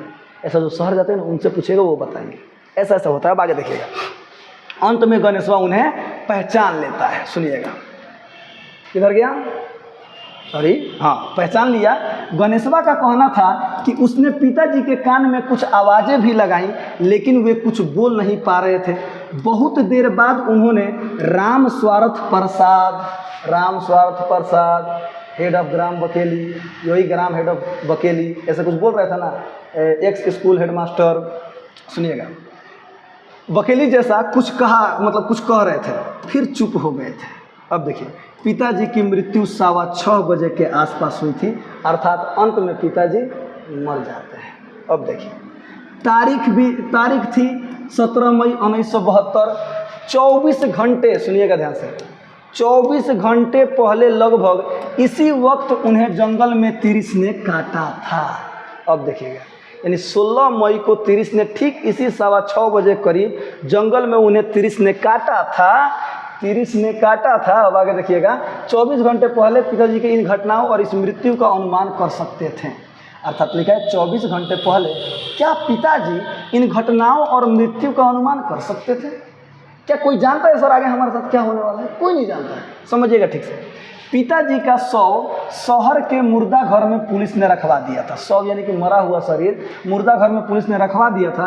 पोस्टमार्टम में पता चला था कि उनकी हड्डियों में कई जगह फ्रैक्चर था, यानी हड्डियाँ टूट गई थी। दाईं आंख पूरी तरह से फूट चुकी थी। कॉलर बोन टूट चुका था, कॉलर बोन हड्डी होती है, टूट चुका था। उनकी मृत्यु मानसिक सदमे और अधिक रक्तस्राव के कारण हुई थी। मानसिक सदमा यानी कि दिमाग से व्यस्त हो चुके थे, रक्तस्राव, शरीर से ज़्यादा खून गिर गया था, इसलिए मर गए थे। रिपोर्ट के अनुसार उनका आमाशय खाली था, पेट में कुछ नहीं था, खाना वाना नहीं खाए थे, पेट में कुछ भी नहीं था। इसका मतलब यही हुआ कि धतूरे के बीजों का काढ़ा उल्टियों द्वारा पहले ही निकल चुका था। मैंने पोस्टमार्टम में ये सब बातें पता चल रही है। आगे देखिएगा। हालांकि थानू कहता है कि अब तो यह तय हो गया कि तिरिच के जहर से कोई नहीं बच सकता है, यानी कि अब लोग कह रहे हैं, मार रहे हैं, क्योंकि वाकई में शहर में ऐसा होता है। शहर में कोई नहीं जाना चाहता, यानी कि शहर जैसा है वैसा उससे कोई भी नहीं बच सकता है। सुनिएगा ध्यान से।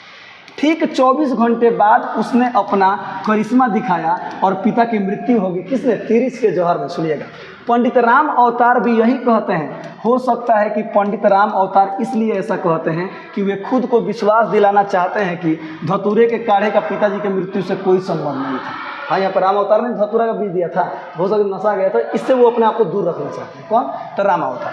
मैं सोचता हूँ कि, अब लेखक करें, मैं सोचता हूँ कि अंदाज़ा लगाने की कोशिश करता हूँ कि शायद अंत में जब गणेशवा ने अपनी गुमटी के बाहर पिताजी के कान में आवाज़ दी होगी तो पिताजी के सपने माने पिताजी सपने से जाग गए होंगे। उन्होंने मुझे, माँ को और छोटी बहन को देखा होगा। फिर वे दातून लेकर नदी की तरफ चले गए होंगे। नदी के ठंडे पानी से उन्होंने अपना चेहरा धोया होगा, कुल्ला किया होगा और इस लंबे दुस्वप्न को भूल गए होंगे। उन्होंने अदालत में जाने के बारे में सोचा होगा। हम लोगों के मकान की चिंता ने उन्हें परेशान किया होगा। सुनिएगा ध्यान से। अर्थात गांव में देखिएगा सर क्या होते हैं, लोग बिना चिंता के एकदम खूब बढ़िया सो जाते हैं, उठते हैं सुबह मुँह धोते हैं, निकल जाते हैं। यहाँ हई बात हऊ बात खूब बतियाते हैं ना। तो ऐसा उनको लग रहा है कि मैंने सपने में ऐसा हो रहा है। देखिएगा शहर की तुलना की जा रही है गाँव में मतलब कितना बेहतर ज़माना होता है। सुनिएगा आगे लिखा है, लेकिन मैं अपने सपने के बारे में बताना चाहता हूँ। लेकिन मैं अपने सपने के बारे में बताना चाहता हूँ जो मुझे अक्सर आता है। वह यूँ है कि मैं खेतों की मेड़ पर गांव की पगडंडी से होता हुआ जंगल में पहुंच गया हूँ। मैं रक्षा, नाला, कीकर के पेड़, वही बबूर वाला पेड़ को देखता हूँ। वह भूरी चट्टान वहीं उसी जगह है जो सारी बारिश नाले के पानी में डूबी रहती है। मैं देखता हूँ कि तिरिच की लाश उसके ऊपर पड़ी हुई है। मुझे एक बेतहाशा खुशी अपने घर में ले लेती है। आखिर वह मारा गया। मैं पत्थर लेकर तिरिच को कुचलने लगता हूँ, ज़ोर ज़ोर से उसे मारता हूँ। मेरे पास थानू मिट्टी का तेल और माचिस लिए खड़ा है। तभी अचानक ही मैं पाता हूँ कि मैं उस चट्टान पर नहीं हूँ, थानू भी वहाँ नहीं है, वहाँ कोई जंगल नहीं है, बल्कि मैं दरअसल शहर में हूँ। मैं दरअसल शहर में हूँ। अब सुनिएगा ध्यान से। यानी लेखक यहाँ पे क्या बताना चाहते हैं, सपने मुझे अभी भी आते हैं। यानी कि लोग अभी भी शहर में जा रहे हैं। आज जो लोग बहुत दिन से शहर में रहते हैं उनका शायद डर और भय खत्म हो जाता है। सुनिएगा ध्यान से। यानी कि क्या कह रहे थे, हाँ, तो अभी भी मुझे सपने आ रहे हैं। वही शहर मतलब वही जगह, वही जंगल, वही नाला, वही पत्थर, वही कीकर का पेड़, हर चीज़ वही है। लेकिन तिरिच मर गया है। क्या मर गया है? तिरिच मर गया है। अब आगे देखिएगा, मेरे कपड़े बहुत ही मैले, फटे और चिथड़े जैसे हो गए हैं। मेरे गालों की हड्डियां निकली हैं, बाल बिखरे हैं। मुझे प्यास लगी है और मैं बोलने की कोशिश करता हूँ। शायद मैं बकेली अपने घर का रास्ता पूछना चाहता हूँ और तभी अचानक चारों ओर शोर उठता है, घंटियाँ बजने लगती है, हजारों घंटियाँ बजने लगती है। मैं भागता हूँ। यहाँ से भी क्या कर रहे हैं, मैं भागता हूँ, यानी शहर से भाग रहे हैं। शहर में हल्ला गुल्ला है, पूरा शोर गुल है। देखते रहिए। अब आगे देखिए क्या कर रहे हैं। अब देखिए, मैं भागता हूँ, मेरा पूरा शरीर बेदम होने लगता है, फेफड़े फूल जाते हैं। मैं पास कदम रख कर अचानक लंबी लंबी छलांगे लगाता हूँ, उड़ने की कोशिश करता हूँ। लेकिन भीड़ लगता है, सुनिएगा, लेकिन भीड़ लगता है मेरे पास पहुँचने वाली होती है। मैं लगता है कि भीड़ मेरे पास पहुँचने वाली होती है। एक अजीब सी गर्म और भरी हवा मुझे सुन्न कर देती है। अपनी हत्या की सांसें मुझे छूने लगती है और आखिरकार वह पल आ जाता है जब मेरे जीवन का अंत होने वाला होता है। मैं रोता हूँ, भागने की कोशिश करता हूँ। मेरा पूरा शरीर नींद में ही पसीने में डूब जाता है। मैं ज़ोर ज़ोर से बोलकर जागने की कोशिश करता हूँ। मैं विश्वास करना चाहता हूँ कि यह सब सपना है और आँख खोलते ही सब ठीक हो जाएगा। मैं सपने के भीतर अपनी आंखें फाड़ कर देखता हूँ दूर तक, लेकिन वह पल आखिर आ ही जाता है। माँ बाहर से मुझे देखती है, मेरा मत्था सहलाकर वह मुझे रजाई से ढाँप देती है और मैं वहाँ अकेला छोड़ दिया जाता हूँ। अपनी मृत्यु से बचने की कोशिश करता हूँ, यानी कोशिश में जूझता, बेदम होता, रोता, सीखता और भागता रहता हूँ। यानी अभी भी तिरिच का तो सपना खत्म हो गया है, लेकिन शहर का डर, शहर का भय अभी भी लोगों के मन में कहीं ना कहीं घर करके बैठा हुआ है। वही लेखक यहाँ पे बताना चाहते हैं। समझिएगा ठीक से। आगे अंत में लिखा गया है सर, माँ कहती है मुझे अभी मुझे अभी भी नींद में बड़बड़ाने और चीखने की आदत है, लेकिन मैं पूछना चाहता हूँ और यही सवाल मुझे हमेशा परेशान करता है कि मुझे आखिरकार अब तिरिच का सपना क्यों नहीं आता। अर्थात आखिरकार अब लेखक को शहर से डर क्यों नहीं लगता, क्योंकि लेखक अब शहर में ही रहते हैं। यानी शहर का डर उनके दिमाग से निकल गया है। पाठ यहीं पे ख़त्म होता है सर। पूरा पाठ में केवल एक ही चीज़ पे फोकस किया गया है सर, कि जो गांव के जो सरल स्वभाव के लोग होते हैं वो शहर में सर्वाइव नहीं कर पाते हैं। शहर का जीवन शैली गांव के जीवन शैली से एकदम अलग होता है।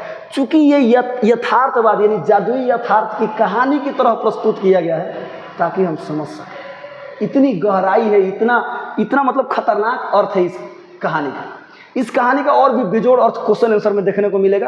यानी जब क्वेश्चन आंसर करेंगे ना, वहाँ से और भी टॉपिक ढेर सारी क्लियर हो जाएंगी कि किसका प्रयोग किसके लिए किया गया है, हर चीज़ वहाँ पर समझ में आ जाएगा। तब तक के लिए पाठ को एक बार फिर से पढ़ लीजिए लो, ताकि पाठ आपको एकदम कोने कोने का याद हो जाए। और हंसते रहिए, मुस्कुराते रहिए, हमेशा खुश रहिए। एग्जाम में गर्दा उड़ाएंगे आप लोग, हम जानते हैं। मिलते हैं अगले वीडियो में, तब तक के लिए जय हिंद।